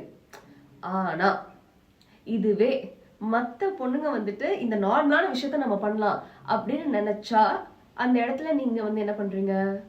நீங்க வந்து நிப்பீங்க. அதுவும் எப்படி நிப்பீங்க? இதுவே மொத்த பொண்ணுங்கன்னா ஷால் போடு, மேக்கப் போடாத, லிப்ஸ்டிக் போடாத, இதெல்லாம் என்கரேஜ் பண்ணீங்கன்னா நீங்க பேட் மாம். கோண வாக்கு எடுக்காத, கோணலா போயிடுவ. குங்குமப்பூ வைக்கலன்னா நீ வந்துட்டு விடோன்னு நினைச்சுப்பாங்க. ஷார்ட் ஸ்கர்ட் போட்டா சமூகத்தை கெடுக்கிற, லோஹிப் போட்டா இன்ஃபர்டில் ஆயிடுவ, முடிய தூக்கி முன்னாடி போட்டனா நீ லைக் ரியலி. இது வரைக்கும் விமன் எப்படி ட்ரெஸ் பண்ணணும், எப்படி மேரிட் விமன் இருக்கணும், எப்படி தலை செய்யணும், இப்படியெல்லாம் சொல்லி கொடுத்த ஆன்ட்டி இப்போ விமன் எப்படி தூங்கணும்னு சொல்லி தர போறாங்க. வாங்க பார்க்கலாம். பெண்கள் மல்லார்ந்து படுக்கலாமா, இதை பற்றி தான் நம்ம தெரிஞ்சுக்க போகிறோம். பெண்கள் வந்து ஒரு கழித்து தான் படுக்கணும், மல்லார்ந்து படுக்கக்கூடாது. ஒரு சிலர் கவுந்து படுப்பாங்க, குப்புற கவுந்து படுப்பாங்க, இந்த மாதிரி படுக்கக்கூடாது. ஏன் அப்படின்னு கேட்டிங்கன்னா, பொதுவாகவே ஆன்மீகத்தில் என்ன சொல்லப்பட்டிருக்குன்னா, பெண்களின் மார்பகங்கள் தரையில் படக்கூடாது. உடனே நீங்கள் கேட்பீங்க, பெட்டில் தானமா படுக்கிறோம் அப்படின்னு கேட்பீங்க. எப்படி பார்த்தாலுமே நம்ம கவுந்து படுக்கிறோம் அப்படின்னு சொன்னாலே அது நம்ம தரையை பார்க்கின்ற ஒரு பொசிஷனில் தான் நம்ம படுப்போம். அதனால் நீங்கள் பெட்டில் படுத்தாலும் சரி, பாயில் படுத்தாலும் சரி, எப்படி படுத்தாலும் பெண்கள் கவிழ்ந்து படுக்கக்கூடாது. பெண்களுடைய மார்பகங்கள் எந்த காரணத்தை கொண்டும் தரையில் படக்கூடாது. இது வந்து ஆன்மீகத்திலேயே சொல்லப்பட்டிருக்க ரொம்ப முக்கியமான ஒரு விஷயத்தில் இதுவும் ஒன்று. 5 செகண்ட்ஸ்ல என் ஃபேஸ்ல என்ன டிஃபரன்ஸ் தெரியுதுன்னு சொல்லுங்க. பாத்தீங்களா, பிம்பிள் தான். ஆப்வியஸ் ரீசன்ஸ் தான். சரியா தூங்குறது இல்ல, ஓவர் ஸ்ட்ரெஸ், ஃபுட் ஹேபிட் சரியா இல்ல, இதெல்லாம் தான் ரீசன். ஆனா இந்த பிம்பிள் எனக்கு ரொம்ப நாளா இருக்கு. ஸோ இது போறதுக்கு நீங்க ஏதாவது சஜஷன் சொன்னீங்கன்னா நானும் ட்ரை பண்ணுவேன். எங்ககிட்ட ஏன் கேட்குறீங்க? கேமரா வச்சுட்டு உங்க அம்மா கிட்ட கேளுங்க. சில பேருக்கு முகப்பொரு இருக்கும், வருத்தமே படாதீங்க. இந்த ஒரு விஷயத்தை நீங்கள் செய்யுங்க. 3 பொருள் தான் உங்களுக்கு தேவை. சுத்தமான தேன், அரை மூடி எலுமிச்சை பழ சாறு, ஒரே ஒரு விட்டமின் இ கேப்சூல், எல்லாத்தையும் மிக்ஸ் பண்ணிவிட்டு உங்களுடைய முகம் ஃபுல்லாகவே அப்ளை பண்ணிவிடுங்க. சரிங்களா? இது ரொம்பவும் ஒரு சக்தி வாய்ந்த ஒரு ரெமெடி. ஏன்னா தேன் அப்படின்றது நம்ம உள்ளுக்கு சாப்பிடும்போதும் நல்ல ஒரு ஆரோக்கியத்தை தரும், சருமத்துக்கு நேரடியாக அப்ளை பண்ணும்போதும் நல்ல ஒரு ஆரோக்கியத்தை தரும். தேனை பொறுத்த வரைக்கும் சுத்தமான தேன் நம்மளுடைய Syngery9.com ஆன்லைன் ஷாப்பில் உங்களுக்கு எப்போதுமே கிடைக்கும். இது ட்ரை பண்ணியும் உங்களுக்கு ஒர்க் அவுட் ஆகலையா? Not just acne, Auntie has an awesome beauty secret for skin brightening and rejuvenating that can be used both inside and out. நம்ம முகத்துல ஒரு தெய்வீக கலை, லட்சுமி கடாட்சம் வரதுக்கு இப்படி சகலத்துக்கும் நாம பயன்படுத்தக்கூடிய ஒரு விஷயம் கோமியம். சும்மா தூக்கம் வருது, கொட்டாவியா வருது, என்னால சமாளிக்கவே முடியல, கண்ணை திறக்கவே முடியல, அப்படி இருக்கு, கண்ணெல்லாம் இருட்டிட்டு வருது அப்படின்னு கோமியத்தை சுடு முகத்தில் அடிச்சோம்னா அந்த நெகட்டிவ் வைப்ரேஷன் காணாமல் போயிடும். அதனால தான் கோமியம் பயன்படுத்த முடியாத வீடுகள் எல்லாம் இந்த பஞ்சகவி விளக்க பயன்படுத்துங்க அப்படின்னு நம்ம சொல்றோம். இந்த பஞ்சகவி விளக்கு நம்மளுடைய ஆன்லைன் ஷாப்லேயே பதிவேற்றம் பண்ணியிருக்கேன். கோமியம் கூட நான் பதிவேற்றம் பண்ணணும் அப்படின்னு நினைக்கிறேன். ஆனால் அது உரிய முறையில் அந்த கோமியத்துக்கே உரிய நறுமணம் குறையாம அந்த தருணம் அப்படின்றதுக்காக கொஞ்சம் காலதாமதம் ஆகிட்டு இருக்கு. ஒரு சீக்கிரம் நான் கோமியம் கூட நான் உங்களுக்கு தரேன். சரிங்களா? சரி, நீங்க வேணா அந்த கோமியத்தை பிடிச்சி பாருங்க. அந்த கோமியத்தில் ஒரு புழு பூச்சி கூட வராது. நான் அந்த மாதிரி ஒரு 6 மாசம் வச்சிருந்த ஒரு கோமியத்தை மறந்துட்டேன். அது ஒரு இடத்துல பத்திரமா இருக்கணும் வச்சு எடுத்து மறந்துட்டேன். அதுக்கு பிறகு அதை எடுத்து பார்க்கும்போது அதுக்கு நல்ல ஒரு வாடை அப்படின்றது ஒரு திடமான வாடையாக இருந்தது. ஆனால் அது ஒரு புழு பூச்சி கூட கிடையாது, ஒரு வண்டு புழு எதுவுமே இல்லை, அவ்வளோ சுத்தமாக இருந்தது கோமியம். இந்த மாதிரி நமக்கு கோமியம் கிடைக்கக்கூடிய இடங்கள்ல நம்ம கோமியத்தை வாங்கி நாம சில வாரங்களோ ஓரிரு மாதங்களோ அந்த ஒரே கோமியத்தை நம்ம பயன்படுத்தலாம். தவறு கிடையாது. காலை மாலை 2 வேளையும் நீங்கள் கோமியம் கலந்த தண்ணியில் குளிக்கலாம். கோமியம் கலந்த தண்ணியில் குளிக்கலாம். ஒன்றும் தப்பு கிடையாது. கோமியம் குடிக்கிறாங்க, ஒன்றும் தப்பே கிடையாது. அத்தனை சத்துக்கள் நிறைந்த கோமியம். இன்னைக்கு ஒரு ஆஃப் சாப்பிடுங்க, சந்தோஷமா தூங்கிருங்க, காலைல எழுப்ப வேண்டிய தேவை இருக்காது. நன்றி டாக்டர். நீங்க மாதவிடாய் பாத்துட்டீங்க அப்படின்னா உடனே குளிக்கணும். அது பகலாக இருந்தாலும் சரி, இரவாக இருந்தாலும் சரி. இப்போ ஒரு சிலர் கேட்குறீங்க, நான் காலையில குளிச்சுட்டு ஆஃபீஸ்க்கு எல்லாம் ரெடியானே, கொஞ்ச நேரத்தில் மாதவிடாய் ஆயிடுச்சு, பரவாயில்ல தானே மேடம், இப்பதான் குளிச்சேன். தப்பு, குளிக்கணும். நீங்க குளிச்சிட்ட பிறகு மாதவிடாய் வந்தது அப்படின்னாலும் மறுபடியும் குளிக்கணும், அதுதான் முறை. அதுக்கு பிறகு 2வது நாள் கண்டிப்பாக தலைக்கு குளிக்கணும். 3வது நாள் கண்டிப்பாக எண்ணெய் வைத்து ஒரே ஒரு சொட்டு நல்லெண்ணெய் வச்சுட்டு தலைக்கு குளிக்கணும். இதுதான் ப்ரொசீஜர். கண்டிப்பாக மாதவிடாய் நாள்ல ஆரம்பம் முதல் நாள் பார்க்கும்போதும் எந்த நேரத்துக்கு பார்த்தாலும் தலைக்கு குளிக்கணும். அதுதான் வந்து நம்மளுடைய முன்னோர்கள் நமக்கு சொல்லி வச்ச நியதி. எது எப்படி இருந்தாலுமே மாதவிடாய் அப்படின்றது அந்த 3 நாட்கள் தனியாக படுக்கணும் அப்படின்றது மிகப்பெரிய நியதி. பதிவை தரத்துக்கு முன்னாடி நான் யோசிச்சேன், இந்த பதிவு நம்ம எப்படி தரலாமா வேணாமா அப்படின்னு யோசனை பண்ணேன். ஆனா நல்லதை சொல்றதுக்கு எதுக்கு தயங்கணும்? ஏன்னா தெரியாமல் செய்கின்ற தவறுகள் தான் நம்மளுடைய வாழ்க்கையை புரட்டி போட்டுருது. கரெக்டு தான், ரொம்ப கரெக்ட் தான். ஆன்ட்டியோட ப்ரொசீஜர் படி பார்த்தீங்கன்னா நீங்கள் வந்து ஒரு இம்பார்ட்டண்ட்டான இன்டர்வியூக்கு வெயிட் பண்ணிக்கிட்டு இருக்கீங்க. ஒரு 15 minutes இருக்குது. நம்ம யூ காட் யூர் பீரியட்ஸ். அப்படியே போய் எல்லாம் அட்டன் பண்ணிடக்கூடாது. நேராக வீட்டுக்கு போய் குளிக்கணும். இல்லைன்னா தப்பு, குளிக்கணும். இன்னொரு சுச்சுவேஷன் சொல்கிறேன். இப்போ நீங்கள் வந்துட்டு நீட் எக்ஸாமுக்கு வெயிட் பண்ணிக்கிட்டு இருக்கீங்க, ஓகேவா? அகைன் ஒரு 15 minutes டைம் இருக்குது. Now you got your periods. அப்படியெல்லாம் போய் எக்ஸாம் எழுதிடக்கூடாது. நேராக வீட்டுக்கு போய் குளிச்சுட்டு நீட்டாக வந்து நீட் எக்ஸாம் எழுதணும். என்ன, அடுத்த வருஷம் எழுதணும். அப்போ அடுத்த வருஷம் இப்படி ஆயிடுச்சுன்னா என்னன்னு கேட்குறீங்களா? அதுக்கு அடுத்த வருஷம் எழுதலாம். நமக்கு வரக்கூடாதது என்ன? தோஷம். வீட்டில் உங்களுடைய பெண் குழந்தைகள் மாதவிடாய் அப்படின்னா விளக்கேற்றலாமா அப்படின்னு கேட்டிருக்கீங்க. தாராளமாக ஏற்றலாம். எப்போ அப்படின்னு பார்த்தீங்கன்னா, உங்களுடைய குழந்தைகள் காலையில் கல்லூரிக்கோ அல்லது ஸ்கூலுக்கோ போகிறாங்க, வேலைக்கு போகிறாங்க அப்படின்னா அவங்களை அனுப்பிய பிறகு உங்களுடைய வீட்டை சுத்தம் செய்த பிறகு நீங்கள் இந்த விளக்கு அப்படின்றத ஏற்றலாம். அதே போல் வீட்டில் மாதவிடாய் சந்திக்கின்ற பெண் குழந்தைகள் இருக்காங்கன்னா அவங்க கிட்ட சொல்லிடுங்க, அம்மா விளக்கு ஏற்றிருக்கு அந்த சைடு போகாத அப்படின்னு சொல்லிட்டு அந்த விளக்கு பக்கத்தில் இருக்க எந்த ஒரு பொருளையுமே அவங்க தொட மாட்டாங்க. மாதவிடாய் சந்திக்கின்ற பெண் குழந்தைகள் ஒரு வேளை பண்டிகை அந்த மாதிரியான நாட்களில் மாதவிடாய் வந்துருச்சு அப்படின்னா, ஐயோ நான் பூஜை பண்ணலாமா, என் குழந்தை தலை கொடுத்துட்டா நான் பூஜை பண்ணல அப்படின்னு வருத்தப்படாதீங்க. அதாவது உங்க குழந்தைக்கு மாதவிடாய் வந்துருச்சுன்னா அந்த குழந்தைய ஓரமாக உட்கார வைங்க, பூஜைலாம் முடிகிற வரைக்கும் வீட்டுக்குள்ள சேர்த்துக்காதீங்க. வாவ் தயாலு அக்கா, டெய்லர் அக்கா, நீங்கள் வீட்டு வாசலில் உட்காந்து துணி தைக்கிறத நினச்சாலே எனக்கு கொஞ்சம் கவலையாக தான் இருக்குது. பட் அகைன் உங்கள் அம்மா ஊருக்கு தானே உபதேசம், உங்களுக்கு இல்லை இல்லையா? உங்களுக்கு தான் நோ ரெஸ்ட்ரிக்ஷன்ஸ் ஆச்சே. எப்போதுமே தவறாமல் விளக்கேற்றக்கூடிய பாக்கியம், சுப நிகழ்வுகள் தட்டி போகாத வண்ணம் மாதவிடாய் அப்படிங்கிறது வர்றது, இதெல்லாம் கூட லட்சுமி கடாட்சம் தான். நல்லா பெருசாக வீடு இருக்கும், வீடு ஃபுல்லாக சாமி எல்லாம் இருக்கும், ஃபோட்டோலாம் வச்சுருப்பாங்க. ஆனால் வெள்ளிக்கிழமைனா அந்த வீட்டம்மா தூரமாக உட்காந்துருப்பாங்க. என்ன வீட்டுக்கு தூரம் ஆகிட்டு சார் விசேஷமான நாட்கள், வெள்ளிக்கிழமை, பூஜை நாள், இந்த மாதிரியான நாட்களில் எனக்கு மாதவிடாய் வருது. அப்போது என்னால் எந்த பூஜையுமே செய்ய முடியல. இதற்கான காரணம் என்னமா? இது ஒரு வகையான தோஷம் அப்படின்னு கூட சொல்லலாம். அதாவது நாம் தெரியாமல் அறியாமல் செய்கின்ற தவறுகள் நம்ம இந்த மாதிரி பூஜை, விசேஷ நாட்கள், பண்டிகை நாட்கள், ஆலயத்துக்கு போகிற நாட்கள், இந்த மாதிரி நம்ம ஒதுக்கக்கூடிய ஒரு சூழ்நிலை வந்துடும். ஒதுங்கி இருக்க வேண்டிய ஒரு கட்டாயம் வந்துடும். நாம் வீடு பெருக்கும்போது நம்மளுடைய குப்பைகளை அப்படியே மூலையில் சேர்த்து வைக்கக்கூடாது.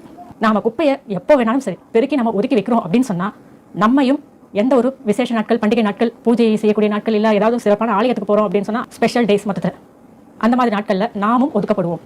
என்னுடைய குழந்தைகளுக்கும் இதை நான் ரொம்ப ஸ்ட்ரிக்டாக சொல்லுவேன். குப்பையை நாம ஒதுக்கணும் அப்படின்னா நாமும் குப்பையை போல ஒதுக்கப்படுவோம். இதை ஞாபகம் வச்சுக்கோங்க. So now we are comparing women to trash. மாதவிடாய் அப்படிங்கிறது பண்டிகை நாட்களில், வழிபாடு நாட்களில் வருதுமா? இதுக்கு என்ன காரணம் அப்படின்னு கேட்டிருக்கீங்க. நிறைய காரணங்கள் இருக்குது. ஆனால் முக்கியமான காரணம் இதுதான். நாம இரவு நேரத்திலையோ பகல் நேரத்திலையோ இந்த குப்பையை பெருக்கி அதை எடுத்து முறையாக டஸ்ட்பினில் போடாமல் மூலையில் ஒதுக்கி அப்புறமா எடுத்துக்கலாம் அப்படின்னு நாம் செய்யக்கூடிய தவறு தான் நம்மளையும் வழிபாடுகளில் இருந்து ஒதுக்கி வைக்கக்கூடிய ஒரு நிலை உருவாகுது. நாமளே உருவாக்கிக்கிறோம். இந்த எல்லார் வீட்டிலும் பெரியவங்க சொல்கிறது தான், குப்பையை பெருக்கி மூலையில் சேர்க்காத, உன்னையும் மூலையில் உட்கார வச்சிடும் அப்படின்னு சொல்லுவாங்க. மூளை இல்லாத பதிவு. விசேஷமான நாட்கள், பூஜை நாட்கள், இந்த மாதிரியான நாட்கள்ல மாதவிடாய் வருதுமா? அந்த பூஜையை நாம செய்ய முடியாத அளவுக்கு ஆயிடுது, மனசு ரொம்ப வருத்தமா இருக்கு, இதுக்கு என்ன பண்றது அப்படின்னு கேட்டிருக்கீங்க. இதெல்லாம் ஒரு வகையான தோஷம் தான். தோஷம் அப்படின்னா குற்றம் அப்படின்னு அர்த்தம். நீ இந்த குற்றத்தை செஞ்சிருக்க, உனக்கு இதுதான் தண்டனை அப்படிங்கிறத நமக்கு உணர்த்துவது தான் இந்த மாதிரியான விஷயங்கள். இப்போ இந்த மாதவிடாய் விசேஷ நாட்களில் நம்மை ஒதுக்கி வைக்கக்கூடிய மாதவிடாய் நம்மள ஒதுக்கக்கூடாது, விசேஷ நாட்களில் நாம இந்த பூஜைகளில் கலந்துக்கணும் அப்படின்னா என்ன பண்ணலாம்? அருகம்புல் ஒரு கட்டு வாங்கிக்கோங்க. மறுநாள் அந்த பிரம்ம முகூர்த்தம் அந்த காலத்தில் குளிக்கும் பொழுது இந்த அருகம்புல்லையும் உங்களுடைய பாத்திரம் எடுத்துட்டு போங்க. நீங்கள் அன்றைய தினம் தலை ஸ்நானம் அப்படின்றத செய்யணும். அதாவது அருகம்புல்லை உங்கள் தலை மேலே வச்சுக்கோங்க. அருகம்புல்லை தலை மேலே வச்சுட்டு இந்த தண்ணி எடுத்து விடுங்க. இந்த மாதிரி பண்ணும்போது இந்த விசேஷ நாட்களில், பூஜை நாட்களில், வழிபாடு நாட்களில், இல்லை எங்கேயாவது கல்யாணத்துக்கு போகணும், ஏதோ ஒரு ஃபங்க்ஷனுக்கு போகணும், இல்லை கோவிலுக்கு போகணும் அப்படின்னும் போது மாதவிடாய் வருது அப்படின்னும் போது அந்த மாதவிடாய் அந்த ஒரு சூழ்நிலையை நீங்கள் கண்ட்ரோல் பண்ணிடலாம். அந்த தோஷம் அப்படிங்கிறது அகலும். நாம் செய்த அந்த குற்றம் அப்படிங்கிறது காணாமல் போயிடும். அதனால அருகம்புல்ல நாம தலைமையில வச்சு நாம அந்த ஸ்நானத்தை மேற்கொள்ளும் போது அது ஒரு வகையான பிரமாணம் அப்படின்னு சொல்லுவோம். அந்த பிரமாணம்னா இனிமே நான் செய்ய மாட்டேன் இந்த தவிர, இனிமே இந்த குற்றத்தை நான் செய்ய மாட்டேன், என்ன மன்னிச்சிடுங்க அப்படின்னு சொல்றதுக்கு சமம். இந்த ஸ்நானத்தை எத்தனை நாட்கள் செய்யணும் அப்படின்னு பாத்தீங்கன்னா 9 நாட்கள் தொடர்ந்து செய்யணும். 9 கோள்களுக்காக எந்த கோள்னால நமக்கு இந்த பிரச்சனை வந்திருக்கு, எந்த கோள்னால நமக்கு இந்த பாதிப்பு வந்திருக்கு அப்படிங்கிறது தெரியாத பட்சத்தில் நாம எல்லா கோள்களிடமும் எல்லா கடவுளிடமும் மன்னிப்பு கேட்கும் விதமாக இந்த 9 நாட்கள் நாம செய்யறோம். 9 நாட்கள் தொடர்ந்து இந்த அருகம்புல்ல தலைமையில வச்சுட்டு ஸ்நானம் அப்படிங்கிறத செஞ்சீங்க அப்படின்னு சொன்னா இந்த மாதிரியான விசேஷ நாட்களில் மாதவிடாய் வந்து உங்களை ஒதுக்கி வைக்கக்கூடிய அந்த நிலை அப்படிங்கிறது மாறும். ஒவ்வொரு மாதமும் தொடர்ந்து இந்த மாதிரி உங்களுக்கு அருகம்புல் 9 நாட்கள் ஸ்நானத்துக்கு பயன்படுத்த முடியும் அப்படின்னு ரொம்ப விசேஷம். So getting periods is a crime no. Okay, so அந்த மாதிரி ஒரு குற்றத்தை நீங்கள் பண்ணிட்டீங்க அப்படின்னு சொல்லிட்டா எல்லாரும் தலையில் இனிமேல் இப்படி கையை வச்சுக்கிட்டு I am sorry, I am sorry, I am sorry, I got my periods அப்படின்னு சொல்லுங்க. அப்படி இல்லைன்னு சொல்லிட்டா தோஷம் வந்து விடும். புரிஞ்சுதா? அதே மாதிரி வந்துட்டு சில பேர் வந்து ஆன்ட்டி கிட்ட கேட்டிருக்கீங்க, லைக் என்ன பண்ணுறதுன்னு சொல்லிட்டு, என்ன வேணால் பண்ணுங்கள், லைக் உங்களுக்கு எது கம்ஃபர்டபுளாக இருக்கோ, உங்களுக்கு எது ப்ரிஃபரன்ஸோ அதை பண்ணுங்கள். அது எல்லாத்துக்கும் முதல்ல போய் ஆன்ட்டியை அன்சப்ஸ்கிரைப் பண்ணுங்கள். ஓகே, பிகாஸ் இப்போ ஒரு வேலை வந்து கடவுளுக்கு வந்துட்டு இப்போ இதெல்லாம் ப்ராப்ளமாக இருக்குது, இந்த மாதிரி டைம்ஸில் இப்படியெல்லாம் இல்லைன்னா வந்துட்டு எனக்கு பிரச்சனை அப்படின்னு கடவுளுக்கு வந்து ஒரு வேலை அது பிடிக்கலன்னு வச்சுக்கோங்களேன். கடவுள் வந்து இதெல்லாம் அப்படி வந்து படைச்சிருக்கணுங்கிற அவசியமே ஆக்சுவலி கிடையாது. ஒய் நாட் வந்துட்டு ஒரு விமன் தலையில் வந்து ஒரு ஃப்ளவராம், அதே மாதிரி ஒரு மேல் தலையில வந்து ஒரு ஃப்ளாரம், ஒரு மேஜிக்கல் பீ வந்து பாலினேட் பண்ணிட்டு போகுமா, அந்த மாதிரி வச்சிருக்கலாம் இல்லையா? ஸோ இந்த கடவுளுக்கும் நமக்கும் நடுவில் இந்த மீடியேட்டர் பிஸ்னஸ் வேண்டாம். ஓகே, மாதவிடாய் நீங்க மாதவிடாய் ஆயிட்டீங்க, உங்க வீட்டில் பெண் குழந்தைகள் யாராவது இருக்காங்க மாதவிடாய் சந்திக்கின்ற பெண் குழந்தைகள் அப்படின்னா கண்டிப்பாக 4 நாட்கள் தலை குளியல் அப்படின்றது அவசியம். நீங்க தலைக்கு குளிக்கிறதுக்கு முடியல, சளி பிடிச்சிக்கும், ஜுரம் வரும், எனக்கு ஆகாது தலைக்கு குளிக்கிறது அப்படின்னு நீங்கள் ஒரு வேளை தலைக்கு குளிக்காமல் இருந்துட்டீங்க அப்படின்னா அதனுடைய அந்த தீட்டினுடைய தாக்கம் உங்களுடைய குழந்தைகளுக்கு பல பிரச்சனைகளை உண்டாக்கலாம். நீங்களே கூட உங்கள் வீட்டு பூஜை ரூம், உங்கள் பெட்ரூம், உங்களுடைய பீரோ இங்கெல்லாம் வந்து எவ்வளவோ பூஜைகள்லாம் பண்ணி நல்ல ஒரு இறை ஆகர்ஷணத்தை உண்டாக்கி வச்சிருப்பீங்க. நீங்கள் அன்றைய தினம் மாதவிடாய் அதுவுமாக குளிக்காமல் வீடு ஃபுல்லாக வளம் வரீங்க அப்படின்னா அதன் மூலம் ஏற்படுகின்ற தீட்டு அப்படின்றது எவ்வளவு விஷயங்கள் நீங்கள் செஞ்சாலும் அந்த தீட்டுக்கு விடிவு காலமே வராது. இந்த மாதிரியான தீட்டுகள் உங்களுடைய குழந்தைகளுக்கு எதிர்காலத்தில் நிறைய சங்கடங்களை தரும். வேலை சரியாமையாது, திருமணம் அப்படின்றது அமையாது. இந்த தீட்டுகள் காலப்போக்கில் தோஷங்களாக உங்களுடைய சந்ததியினருக்கே பாதிப்பை தரும் அப்படின்றது ஆன்மீக உண்மை. சரிங்களா? அதனால தான் நம்மளுடைய முன்னோர்கள் சாஸ்திரங்கள் அப்படின்ற ஒரு விஷயத்தை ஏற்படுத்தி இது இப்படி இருக்கணும், இந்த மாதிரி நம்ம நடந்துக்கணும் அப்படின்னு பெரிய ஒரு வரைமுறையை நமக்காக சொல்லியிருக்காங்க. அதனால உங்களுடைய குழந்தையின் எதிர்காலத்தை மனசுல வச்சு நாம எப்படி சுத்தமா நடந்துக்கணும் அப்படின்றத நீங்க செஞ்சாதான் உங்களை பார்த்து உங்களுடைய குழந்தைகள் நாளை அதே விஷயத்தை செய்வாங்க. நீங்க உங்க குழந்தைகளுக்கு ரோல் மாடல் அப்படின்றத நினைப்பு வச்சுக்கோங்க. ஏன்னா நீங்க சரியா நடந்துக்கிட்டாதான் உங்களுடைய குழந்தைகளை நாளை நீங்க சரியா வழி நடத்த முடியும். நீங்களே சரியில்லை அப்படின்னா உங்களுடைய குழந்தைகளுக்கு நீங்க ஒரு துளி கூட சொல்லிக் கொடுக்க முடியாது நல்ல விஷயங்கள். சரிங்களா? பெரியவர்கள் ஒன்றும் முட்டாள்கள் கிடையாதுங்க. It's ugly, it's absurd and என்ன தீட்டு லைக் ஆண்டி நீங்களும் ஒரு விமன், ஓகே? உங்களுக்கு 2 டாட்டர்ஸ் இருக்காங்க, அவங்களும் விமன், ஓகே? நீங்கள் 3 பேரும் சேர்ந்து இந்த ஸ்கிரிப்டை கொண்டு வரப்போ லைக் இந்த கான்டென்ட்டை கிரியேட் பண்ணலாம் அப்படின்னு நீங்கள் டிசைட் பண்ணுறப்போ what was the thought process? I just want to know what was the thought process. எதிர் வீட்டில் ஒரு அம்மா மாதவிடாய் தீட்டோட எங்கள் வீட்டுக்கு வந்துட்டாங்க. நான் அந்த நேரத்துக்கு அவங்களுக்கு எதுவுமே சொல்ல முடியாது இல்லையா? ஆனால் எங்கள் வீட்டை நான் எப்படி மறுபடியும் ரெஃப்ரெஷ் பண்ணுறது அப்படின்னு கேட்டிருந்தீங்க. அதாவது நம்ம வீடு எப்படி நமக்கு கோவிலோ அதே மாதிரி தான் அடுத்தவங்க வீடு அவங்களுக்கு கோவில். அதை வந்து அசுத்தம் பண்ணக்கூடாது அப்படின்ற அடிப்படையான விஷயம் நாம் தெரிஞ்சுக்கிட்டோம் அப்படின்னாலே நாம் எந்த ஒரு வீட்டுக்கும் சுத்தமாக இல்லாத போது, அதாவது நாம் சுத்தமாக இல்லாத போது எந்த வீட்டுக்கும் நாம் போக மாட்டோம். இதெல்லாம் வந்து தனி மனித ஒழுக்கம் அப்படின்னு சொல்லக்கூடிய விஷயங்கள். நம்ம வீட்டுக்கு யாராவது தீட்டோட வந்துட்டாங்க அப்படின்னா நம்மளால எப்படி அதை ஏற்றுக்க முடியாதோ அதே மாதிரி தான் நாம சுத்தம் இல்லாத போது அடுத்த வீட்டுக்கு போகும்பொழுதும் அவங்களும் நம்மளை இப்படி தான் நினைப்பாங்க. ஒருவேளை உங்கள் வீட்டுக்கு யாராவது இந்த மாதிரியான தீட்டுகளோட வந்துட்டாங்க, நான் என்ன பண்ணணும் அப்படின்னு கேட்குறீங்க இல்லையா? சுத்தமான தண்ணி ஒரு டம்ளர் எடுத்துக்கோங்க. அதில் ஒரு 1/4 ஸ்பூன் மஞ்சள் பொடி போட்டுக்கோங்க. ஒரே ஒரு கல் உப்பு போட்டுக்கோங்க. கலக்கி இன்னும் கொஞ்சம் எக்ஸ்ட்ரா உப்பு போட்டு ஆண்டி நீங்களே குடிச்சிருங்க. அதை உங்கள் வீடு முழுக்க தெளிச்சு விட்டுருங்க. பெட்ரூம், கிச்சன், ஹால், போர்ட்டிகோ இந்த மாதிரி உங்களுடைய வீடு முழுக்க தெளிச்சிட்டிங்க அப்படின்னு சொன்னால் உங்கள் வீட்டுக்கு எந்த மாதிரியான தீட்டு நிலையில் இருந்தவர்கள் வந்தாலும் அந்த தீட்டு உங்களுடைய வீட்டுக்கு எந்த ஒரு பாதிப்பையும் தராது. நமக்கே ஒரு மனசாட்சி வேணும் இல்லைங்களா? நமக்கே ஒரு மனசில் ஒரு உறுத்தல் இருக்கும் இல்லைங்களா? ஐயோ நம்ம இப்படி இருக்கோமே, அந்த வீட்டுக்கு போகிறோமே அப்படின்னு நமக்கே அந்த அருவருப்பு வரணும் இல்லைங்களா? அதனால தயவு செய்து நீங்கள் மாதவிடாயாக இருந்தால் அடுத்தவங்க வீட்டுக்கு போகிறதுக்கு முன்னாடி அவங்களுடைய பெர்மிஷன் வாங்கிட்டு அதற்கு பிறகு உள்ளே போங்க. எடுத்தோன்னே நீங்கள் நேராக உங்களுடைய பாசம், உங்களுடைய உரிமை, நீங்கள் நேராக உங்கள் வீட்டில் போய் நிற்கலாம். ஆனால் அவங்க அதை எப்படி ஏற்றுக்கிறாங்க, எப்படி பார்க்குறாங்க அப்படின்றதும் ஒரு விஷயம் இருக்குது இல்லைங்களா? அதனால் அவங்கவுங்க வீடு அவங்கவுங்களுக்கு கோவில். நாம் எப்படி கோவிலுக்கு உள்ளே போகிறதுக்கு ஒரு சில தகுதிகள் நமக்கு வேணுமோ அதே மாதிரி அடுத்தவங்க வீட்டுக்குள்ளே போகிறதுக்கும் இந்த தகுதிகள் எல்லாம் நம்மக்கிட்ட இருக்கணும். இந்த தகுதிகள் எல்லாம் நாம் சரி பண்ணிக்கிட்டால் தான் அந்த வீட்டுக்குள்ளவே நாம் போக முடியும். இது வந்து ஒவ்வொரு தாய்மாரும் ஒவ்வொரு பெண் குழந்தைகளுக்கும் சொல்லி சொல்லி வளர்க்க வேண்டிய ஒரு விஷயம். இன்னைக்கு நீங்கள் சொல்லித்தரக்கூடிய இந்த நல்ல விஷயங்கள் தான் நாளைக்கு உங்களுடைய குழந்தை சிறப்பான குடும்ப தலைவியாக இருக்கிறதுக்கு ஒரு நல்ல ஒரு வாய்ப்பை ஏற்படுத்தி தரும். அதனால நாம கரெக்டாக இருந்தால் தான் நம்மளுடைய குழந்தைகளையும் நாம சிறப்பாக வளர்க்க முடியும். சரிங்களா? அதாவது வேலைக்கு போகிறதுக்கு வந்துட்டு குவாலிஃபிகேஷன்ஸ் கேட்டு நான் வந்து கேள்விப்பட்டிருக்கேன். பட் ஒரு வீட்டுக்கு போகிறதுக்கே நமக்கு தகுதி வேணும், குவாலிஃபிகேஷன்ஸ் வேணும் அப்படிங்கிறதெல்லாம் நான் இப்போ தான் கேள்விப்படுறேன். ஸோ இன்னையிலேருந்து யாராவது யார் வீட்டுக்காவது போகிறீங்க அப்படின்னு சொல்லிட்டா அப்படியே நேராக போய் நாக் பண்ணிட்டு அப்படியே உள்ளே போகாமல் நீங்கள் நாக் பண்ணி excuse me, May I come in, I on my periods அப்படின்னு சொல்லி கேளுங்க. அவங்க எஸ் கமெண்ட்னு சொன்னால் வீட்டுக்குள்ளே போங்க, இல்லைனா அப்படியே ரிட்டர்ன் ஆகிடுங்க. அண்ட் இந்த மாதிரி வீடியோலாம் பார்த்து யாராவது இன்ஃப்ளூயன்ஸ் ஆகி இந்த மாதிரி டைமில் விமன் என் வீட்டுக்கு வரக்கூடாதுன்னு நினச்சிங்கன்னா women on periods not allowed அப்படின்னு சொல்லி வீட்டு வாசலில் வந்துட்டு ஒரு போர்டு வச்சுருங்க.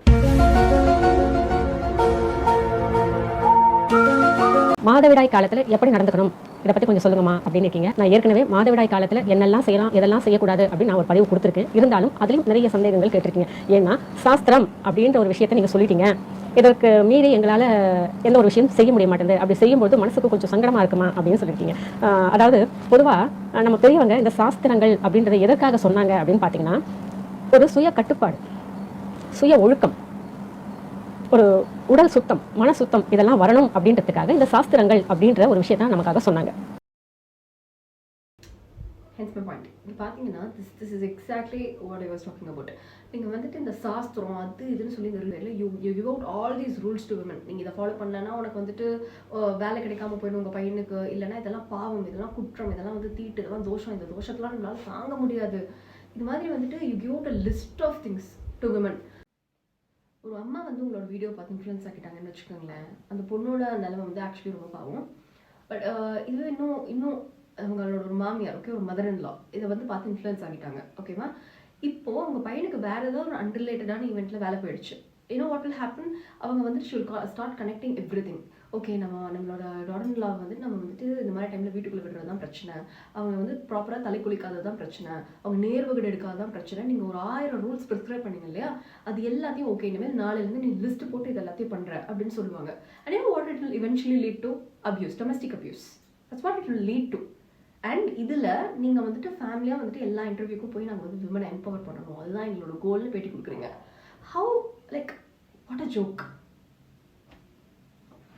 சாஸ்திரம் ரொம்ப நேரமா சொல்றாங்க இல்லையா, அது வேற எதுவும் இல்லை.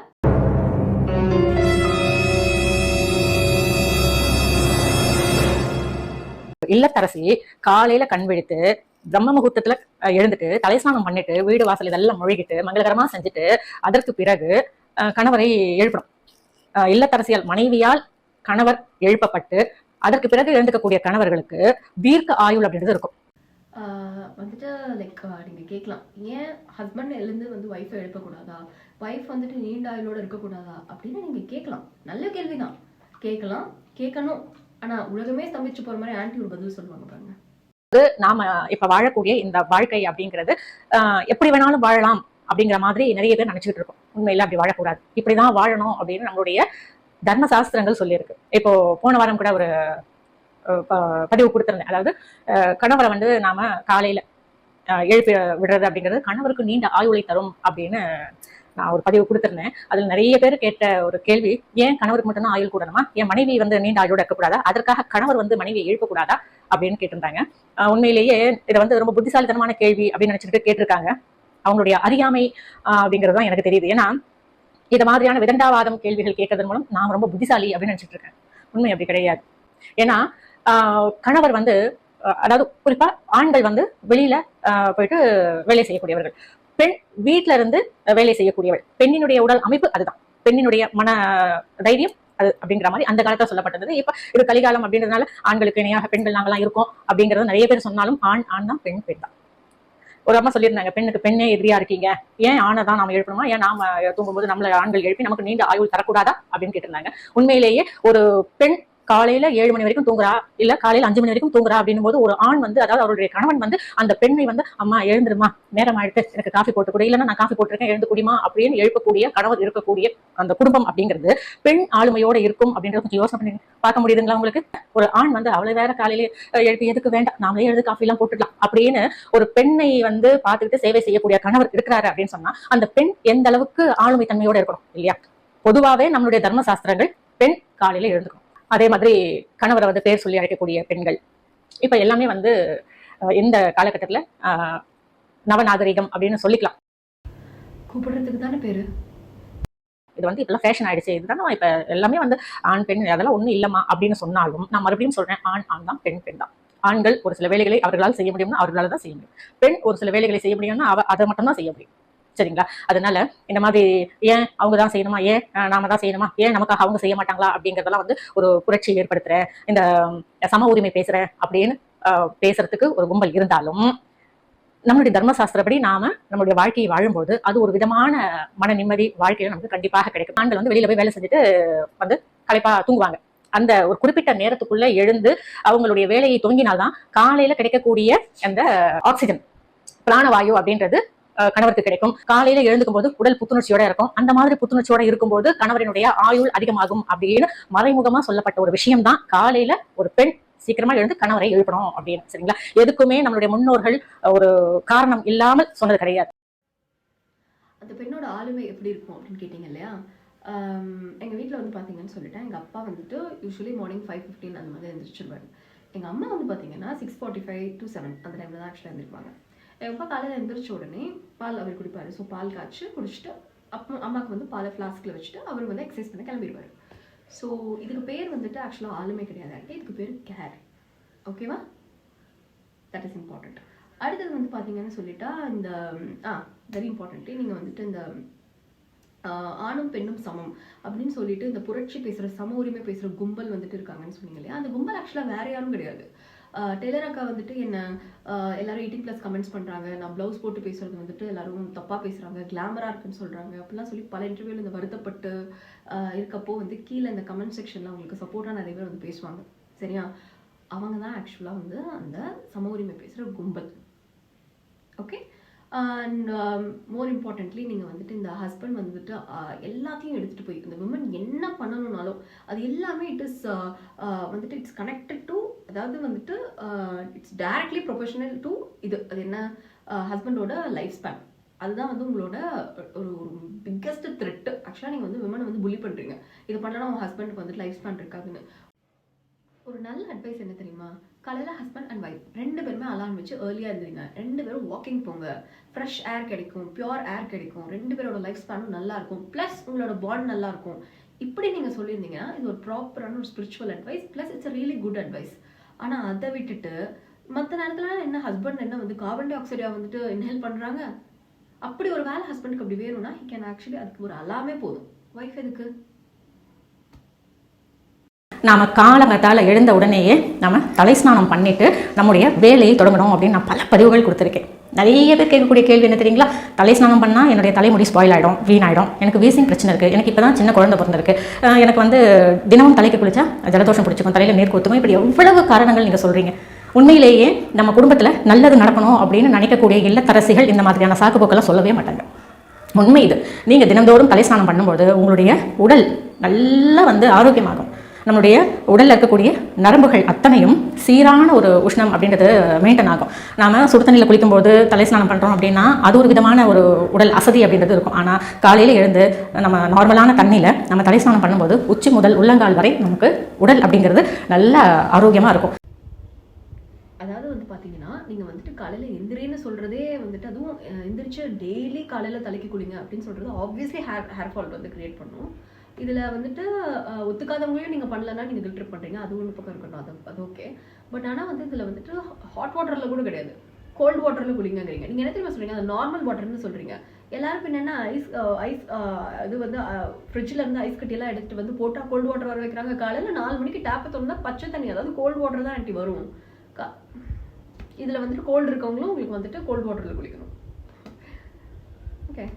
இல்லைம்மா, எனக்கு வந்து தினந்தோறும் தலை ஸ்நானம் பண்ணால் வந்து ஆக மாட்டேங்குது, அப்போ நான் 1 விட்டு 1 நாள் தலை ஸ்நானம் பண்ணலாமா? கிடையவே கிடையாது.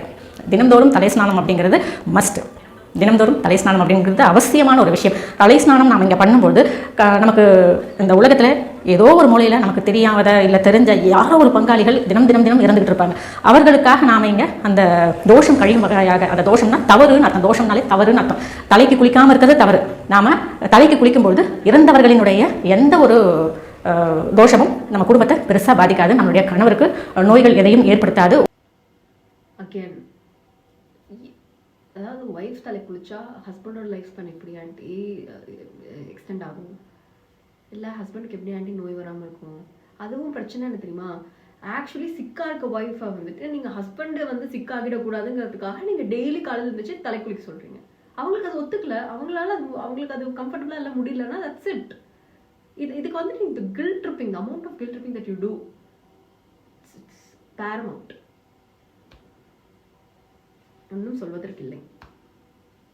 4 நாள் நான் ஏன் வரல அப்படின்னு பார்த்தோம்னா, வழக்கம் போல தாங்க இந்த கால சூழ்நிலை, வெயில், புது மழை இதெல்லாம் சேர்த்து காய்ச்சலை கொண்டு வந்து விட்டுருச்சு. இப்போது நல்லா இருக்கேன். இந்த 4 நாளாக மாத்திரை மருந்துகள் இதெல்லாம் மருத்துவரினுடைய ஆலோசனைப்படி சாப்பிட்டு இப்போ நல்லா இருக்கேன். இருந்தாலும் லேசான தொண்டை வலி, இந்த சளி பிடிச்சிருக்கிறது, இந்த தொண்டை கமரல் இதெல்லாம் இருக்க தான் செய்யுது. என்னுடைய குரல் உங்களுக்கு கேட்கும்போது தெரியும்னு நினைக்கிறேன். இதெல்லாம் நான் ஏன் உங்ககிட்ட சொல்கிறேன் அப்படின்னா, ஒரு சிலருக்கு இந்த மாதிரியான உடல் அசௌகரியம் வந்தது அப்படின்னு சொன்னால் உடனே குளிக்கிறது இல்லை, பூஜை செய்கிறது இல்லை, ஃபேஸ் வாஷ் பண்ணிக்கிறது, இப்படி நினைப்போம் இல்லையா? அது ரொம்ப தவறு. இப்படியான உடல்நல அசௌகரியம் நமக்கு கடவுள் ஏதோ நமக்கு ஒரு சோதனையை தராரு, அந்த ஒரு பரீட்சை வைக்கிறாரு. அந்த பரீட்சையில் நாம் தேர்ச்சி அடையணும் அப்படிங்கிற ஒரு எண்ணம் நமக்குள்ளே வரணும். சளி பிடிச்சிருச்சு அதனால் நான் குளிக்கல, தலைவலி அதனால் நான் தலை குளிக்கல, உடம்புக்கு குளிச்சிட்டேன், இந்த மாதிரி நிறைய பேர் சொல்கிறது இல்லையா? அந்த மாதிரி பண்ணாதீங்க. 4-5 நாள் எனக்கு கடுமையான காய்ச்சலாக இருந்தாலும் என்னுடைய ஆத்ம பூஜை அப்படிங்கிறது நான் நிறுத்தலை. அதுக்கு தலை ஸ்நானம் அப்படின்றது அவசியம். தலை ஸ்நானம் தினசரி தலை ஸ்நானம் பண்ணிடுவேன், தினசரி ஆத்ம பூஜை பண்ணிடுவேன், தினசரி வீட்டில் பூஜை அப்படின்றத பண்ணிடுவேன். Superwoman sir, superwoman. கடவுள் தரக்கூடிய சின்ன சின்ன பரீட்சைகள் தான் நம்முடைய உடல்நல அசௌகரியம். அதை நம்ம புரிஞ்சுக்கிட்டு நான் இப்படி தான் வழிபடுவேன், நான் இப்படி தான் உன்னை சரணடைவேன், என்னை நீ கெட்டியாக பிடிச்சிக்கோ அப்படின்னு சொல்லிட்டு நாம் சுவாமியை கெட்டியாக பிடிச்சிட்டோம்னா கடவுள் எப்போதும் நமக்கு அருள் புரிவார். சரிங்களா? அதனால் உங்களை தலை ஸ்நானம் அப்படின்றத தவிர்க்காதீங்க. தலை ஸ்நானம் செய்யாமல் சமையல் அறையையோ பூஜை அறையையோ நெருங்குறது அப்படிங்கிறது மிகப்பெரிய ஒரு தவறு. சரிங்களா? ஆன்ட்டி சொல்கிற பேச்சு தான் நம்பி உடம்பு சரியில்லாதப்போ கடவுள் காலம் அப்படி கெட்டியெல்லாம் பிடிச்சிக்காதீங்க. கடவுள் வா போனான்னு சொல்லி கூட்டிகிட்டு போயிட போகிறாரு. அண்ட் ஆன்ட்டி சொல்கிற சிம்டம்லாம் பார்த்தா அது காட் மாதிரியே இல்லை. கஷ்டத்தின் போதே தானே ஒருத்தனுக்கு கடவுளின் நினைப்பே வருது. நம்மள கஷ்டப்படுத்தி அவனை நினைக்க வைக்கிற அளவுக்கு ஆண்டவன் ஏன் அப்படி அல்ப பயலா இருக்கா? பொதுவாகவே நாம வீட்டில் காலையில் எழுந்த உடனே தலை ஸ்நானம் பண்ணிடணும் அப்படின்னு நான் பல பதிவுகள் சொல்றது உண்டு.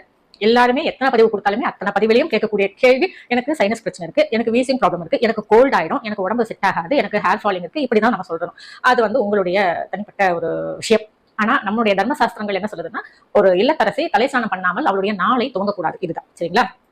இப்போ நிறைய பேர் என்ன பண்றாங்க, காலையில கணவர் கிளம்பினதுக்கு அப்புறம் ஒரு சில வீடுகள்ல காலையில சீக்கிரமா கணவர் கிளம்புவார். இவங்க இல்லத்தரசி 9 மணிக்கு தான் கிளம்புவாங்க, 10 மணிக்கு கிளம்புவாங்க. ஆனா கணவர் 7 மணிக்கு கிளம்புவார். அப்படி கணவர் கிளம்பின பிறகு வேலைக்கு கிளம்பிட்டாருன்னா அதற்கு பிறகு இல்லத்தரசிகள் தலை ஸ்நானம் அப்படின்றத பண்ணுவாங்க. இல்ல பொண்ணு ஸ்கூலுக்கு போயிடும், இல்ல பையன் ஸ்கூலுக்கு போயிடும், இல்ல வேலைக்கு போயிடும். எப்படியோ தங்களுடைய குடும்ப உறுப்பினர்கள் வெளியே போயிட்ட பிறகு ஒரு இல்லத்தரசி தலை ஸ்நானம் பண்றது அப்படிங்கிறது மிகப்பெரிய தவறு. ஒருத்தர் வெளியில போயிட்ட பிறகு தலை ஸ்நானம் பண்றோம் அப்படின்னா, இந்த வார்த்தை சொல்றதுக்கு மன்னிச்சிருங்க, ஏன்னா நிறைய பேருக்கு புரியுறது கிடையாது. நம்ம ஒரு சில விஷயங்களை உடச்சு பேசினாதான் அவங்களுக்கு மனசுல நிக்குது. அதனால இந்த வார்த்தையை சொல்ல வேண்டியதா ஒரு சூழ்நிலை உருவாகுது. மறுபடியும் சொல்றேன், தப்பா எடுத்துக்காதீங்க. ஒருத்தர் நம்ம வீட்டுல கிளம்பிட்டாரு, இப்ப கணவர் கிளம்பிட்டதுக்கு அப்புறமா நம்ம தலை ஸ்நானம் பண்றோம்னா, ஒருத்தர் இறந்துட்ட பிறகுதான் அவங்கள தூக்கிட்டு போயிட்ட பிறகு நம்ம தலை ஸ்நானம் பண்ணுவோம். அதற்கு சமம். அதே மாதிரி இன்னொரு முக்கியமான விஷயம், உங்க வீட்டுக்கு உங்களுடைய உறவுகள் யாராவது வராங்கன்னு வச்சுக்கோங்களேன், உங்களுடைய சொந்தக்காரங்க யாராவது வராங்க அப்படின்னு சொன்னா, அவங்க கிளம்பிட்டாங்க அப்படின்னு சொன்னாலும் அவங்க கிளம்பின பிறகு நீங்க தலை ஸ்நானம் அப்படின்றத பண்ணக்கூடாது. இதெல்லாம் அந்த காலத்துல நமக்கு சொல்லப்பட்ட நியதிகள். இதெல்லாம் தர்மங்கள், அதாவது லா. இதெல்லாம் சட்டம், இப்படிதான் இருக்கணும் அப்படின்னு ஒரு இல்லத்தரசிக்கு சொல்லப்பட்ட சட்டங்கள். இதை நாம மீறும் போதுதான் நமக்கு தண்டனைகள் அப்படின்றது கிடைக்குது. எப்படி குடும்பத்துல பிரச்சனைகள் அப்படின்றத நம்ம தண்டனைகளாக நாம அனுபவிச்சுட்டு இருக்கோம். சும்மா நீங்க எல்லா வீடியோல ஹஸ்பண்டை கொண்டு வருவீங்களே, என்ன ஆன்ட்டி இங்க பாருங்க. ஓகே, ஸோ உங்க ஹஸ்பண்ட் கிளம்பி வெளியே போயிட்டாரு, but suddenly you got you periods. அப்போ உடனே என்ன பண்றீங்கன்னா, உங்க ஹஸ்பண்டுக்கு கால் பண்ணி ரிட்டர்ன் வர சொல்லிடுங்க, இல்லைன்னா தோஷம். இல்லையே, திருமணமான பெண்கள் தான் நிறைய பிரச்சனைகளை சந்திக்கிறோம். திருமணமாகாத பெண்கள் பிரச்சனைகளை சந்திக்கிறாங்க அப்படின்னு சொன்னா, அவங்களுடைய அறியாமை, அவங்களுடைய பெற்றோர்களின் வளர்ப்பு, அவங்களுடைய வழிகாட்டுதல்கள் சரியாக இல்லாதது கூட இருக்கலாம். ஆனா திருமண பந்தத்துக்குள்ள ஒரு பெண் நுழைஞ்சிட்டா அப்படின்னு சொன்னா, அந்த பெண் தன்னை தானே செதுக்கிக் கொள்ளணும். நாம செய்யறது எது சரி எது தவறு அப்படின்றது உங்களுடைய குடும்ப வாழ்க்கையில நீங்க தினந்தோறும் ஒரு விஷயத்தையும் தெரிஞ்சுப்பீங்க. இன்னைக்கு நீங்க சாம்பார் வைக்கிறீங்க, இந்த சாம்பார் இன்னைக்கு சரியில்லை, கணவர் ஒரு வாட்டி போட்டு சாப்பிட்டு கம்மன் போயிடுவாரு. இதுவே நீங்க நாளைக்கு ஒரு முருங்கைக்காய் வாழைத்தண்டு முருங்கைக்காய் மாங்காய் போட்டு சாம்பார் வைப்பீங்க, அது சுவையா இருக்கும், இன்னும் கொஞ்சம் போடு அப்படின்னு சொல்லிட்டு 2வது முறை சாம்பார் வாங்கி சாப்பிடும்போது நீங்க டக்குன்னு புரிஞ்சுக்கணும், அடடா இந்த சுவை அவருக்கு பிடிக்குது, அப்ப நாம இந்த முறையில நாம சாம்பார் வைக்கணும் அப்படிங்கிறது நீங்களா புரிஞ்சுக்கணும். அது நீங்களே செதுக்கிக் கொள்ளும் முறை அது. இன்னைக்கு நீங்க 7 மணிக்கு எழுந்து கோலம் போடுவீங்க, மாமியார் அன்னைக்கு சரியா பேச மாட்டாங்க. அடுத்த நாள் என்ன தூக்கம் வராம 4 மணிக்கு எழுந்துப்பீங்க. 4 மணிக்கு எழுந்து வாசல் தெளிச்சு கோலம் போட்டு வீட்டில் பூஜைலாம் பண்ணிட்டு சாம்பிராணி எல்லாம் போட்டுட்டு பால் சூடு பண்ணுவீங்க, பால் பொங்கும். அப்போ மாமியார் 2 வெளியே வரும்போது என்னம்மா சீக்கிரமா எழுந்துட்டேன், காஃபி கொடுமா. அதுதானே இப்போ உங்களுக்கே புரிஞ்சிருக்கும், ஆஹா நாம சீக்கிரமா எழுந்துட்டோம், மாமியார் நம்ம நல்லபடியா பேசுறாங்க. அதை புரிஞ்சு நடக்கிறதா பெண். மற்றவங்களாம் ஆன். காஃபி போட்டு தர ஒரு ஹஸ்பண்ட் உங்களுக்கு தப்பு, சரியா? ஆனா ஒரு கம்யூனிகேஷனே இல்லாத ஹஸ்பண்ட் உங்களுக்கு சூப்பர். அதை நம்ம அண்டர்ஸ்டாண்ட் பண்ணி நம்மள மாத்திக்கணும், இல்லையா? ஒரு சாதாரண சாம்பார், அந்த சாம்பார் நல்லா இருக்குன்னு வாயை திறந்து ஹஸ்பண்ட் சொல்லக்கூடாது. அப்படி கூட சொல்லாத ஹஸ்பண்ட் தான் உங்களோட ஃபிக்மெண்ட் ஆஃப் இமேஜினேஷன்ல இருக்க ஒரு ஹஸ்பண்ட், இல்லையா? குறிப்பான ஆண்களுக்கெல்லாம் நான் சொல்லலை. ஒரு குடும்பத்துல குடும்ப தலைவி கரெக்டா இருந்தாங்க அப்படின்னு சொன்னா, அவங்க தன்னை சுத்தி இருக்கிற எத்தனை பேரை வேண்டுமானாலும் உரிமையோட திட்ட முடியும், கேள்வி கேட்க முடியும். ஏன் இப்படி பேசுற, இது தப்பு, இப்படி பேசாத அப்படின்னு கண்டிக்க முடியும். எப்போ தெரியுங்களா? அவங்க கரெக்டா இருக்கும்போது. நான் கரெக்டா இருந்தேன் அப்படின்னா, நான் சில விஷயங்கள் எல்லாம் நான் செய்ய மாட்டேன், இது தவறு அப்படின்னு நான் செய்ய மாட்டேன் அப்படின்னா, எனக்கு முன்னாடி யார் அந்த விஷயத்தை செஞ்சாலும் தவறு அப்படின்னு என்னால் உறுதியா எடுத்து தட்டி கேட்டு திருத்த முடியும். அந்த தவறுகளை நானே செய்யும்போது மற்றவங்களை கேட்க முடியுமா? முடியாது. ஆண்டி நீங்க என்ன பண்றீங்கன்னா, உங்க வீட்டுல கண்ணாடி இருக்கும் இல்லையா, போய் முன்னாடி நின்று ஒரு 40 தடவை இதை நீங்க உங்களை பத்தி சொல்லிக்கங்க, ஓகேவா? இன்னைக்கு எனக்கு ஒரு சப்ஸ்கிரைபர் கமெண்ட் பண்ணியிருந்தாங்க, உங்கள் வீடியோவெல்லாம் பார்த்து எங்கள் மாமியார் என் உயிரை எடுக்குது அப்படின்னு. நான் உங்களுக்கு பதில் கொடுத்துருந்தேன், முதல்ல பெரியவங்களை மதித்து பேச பழகுங்க, உங்கள் லைஃப் நல்லாயிருக்கும் அப்படின்னு. கணவன் மனைவி அப்படின்னும் போது மற்றவர்கள்கிட்ட, நம்மளுடைய உறவுகள்கிட்டயோ, நம்மளுடைய நட்பு வட்டத்துக்கிட்டயோ, நம்மளுடைய சொந்த பந்தங்கள்கிட்ட, நம்மளுடைய அக்கம் பக்கத்தினர்கிட்ட நம்ம கணவரை பற்றி பேசும்பொழுது விட்டு கொடுக்காம பேசணும். அவர் நல்லவரோ கெட்டவரோ, குடிகாரரோ பொறுப்பில்லாதவரோ, எப்படி வேணாலும் இருக்கட்டும். ஆனால் கணவரை பற்றி அடுத்தவர்கள்கிட்ட நீங்கள் பேசக்கூடாது அப்படிங்கிறது ஒரு நியதி. கடவுள் நமக்கான ஒரு துணையை கொடுத்து அந்த துணையோட நம்ம வாழ்க்கையை வாழணும் அப்படின்ற ஒரு பொறுப்புணர்ச்சியும் கொடுத்துருக்காரு அப்படின்னும்போது அதை நாம் முறையாக வாழலை அப்படின்னு சொன்னால் அது நாம் கடவுளை அவமதிப்பதற்கு சமம். கஷ்டம் எல்லாருக்கும் இருக்குது, துன்பம் எல்லாருக்கும் இருக்குது. இந்த துன்பங்களை எல்லாம் கடந்து வந்து தான் ஒரு நல்ல வாழ்க்கை நமக்கு கிடைக்க போகுது அப்படின்னா அந்த துன்பங்களை தாங்கிக்கிறது அப்படின்றது ஒன்றும் தவறு கிடையாது. அது நம்மளுடைய கர்மா, அதை தாங்கிட்டு வந்து தான் ஆகணும். அதாவது வந்துட்டு நான் சொன்னேன் இல்லையா, இந்த ஆன்ட்டி வந்துட்டு இந்த மதர் இன் லாஸ் எல்லாம் கண்டிப்பாக இன்ஃப்ளூயன்ஸ் பண்ணி அது டொமஸ்டிக் அபியூஸ்க்கு லீட் பண்ணணும்னு அதை தான் அவங்க சப்ஸ்கிரைபர் கேட்டிருக்காங்க. உங்கள் வீடியோலாம் பார்த்துட்டு என் மாமியார் வந்து இப்படி பண்ணுறாங்கன்னு சொல்லிட்டு மேபி அவங்க யூஸ் பண்ணது உங்களுக்கு டிஸ்ரெஸ்பெக்ட்ஃபுல்லாக இருந்திருக்கலாம். பட் ஆனால் இந்த ரூல்ஸ் எல்லாம் போட்டுட்டு இதெல்லாம் ஃபாலோ பண்ணு அப்படின்னு சொல்லி கேட்டால் அதுக்கு பெயர் உயிர் வாங்குதல் தான். ஓகேவா? அண்ட் வெரி இம்பார்ட்டன்ட்லி, யாராவது கல்யாணம் பண்ணிக்க போறீங்கன்னு சொல்லிட்டா அவங்களோட மதர் இன் லா இருக்காங்க இல்லையா, ஐ மீன் கல்யாணம் பண்ணிக்க போகிற அவங்களோட அம்மா, அவங்க கிட்ட வந்துட்டு நீங்கள் கேட்க வேண்டியது ஒரு கேள்வி தான். நீங்கள் சிந்திங்க 9 யூடியூப் சேனல் பார்ப்பீங்களா? அவங்க வந்துட்டு ஐம் பிக் ஃபேன் அப்படின்னு சொல்லிட்டாங்கன்னா அந்த திசைக்கு ஒரு பெரிய கும்பிடு போட்டுட்டு அப்படியே திரும்பி பார்த்து ஓடிடுங்க. சொந்தங்களுக்கு வணக்கங்கள். என்னுடைய மகளினுடைய வீட்டுக்கு வந்திருக்கோம். அதாவது இன்றைக்கி தான் தண்ணி கொடுத்து நான் வச்சுருக்கேன் மகளையும் மருமகனையும். இன்றைக்கி ஒரு மங்களகரமான தினம், அதனால் இன்றைக்கி தண்ணி கொடுத்து வச்சுருக்கேன். வீடு புது வீடு, பொருட்கள்லாம் இப்போ தான் அப்படியே எடுத்து வச்சுக்கிட்டு இருக்கோம்.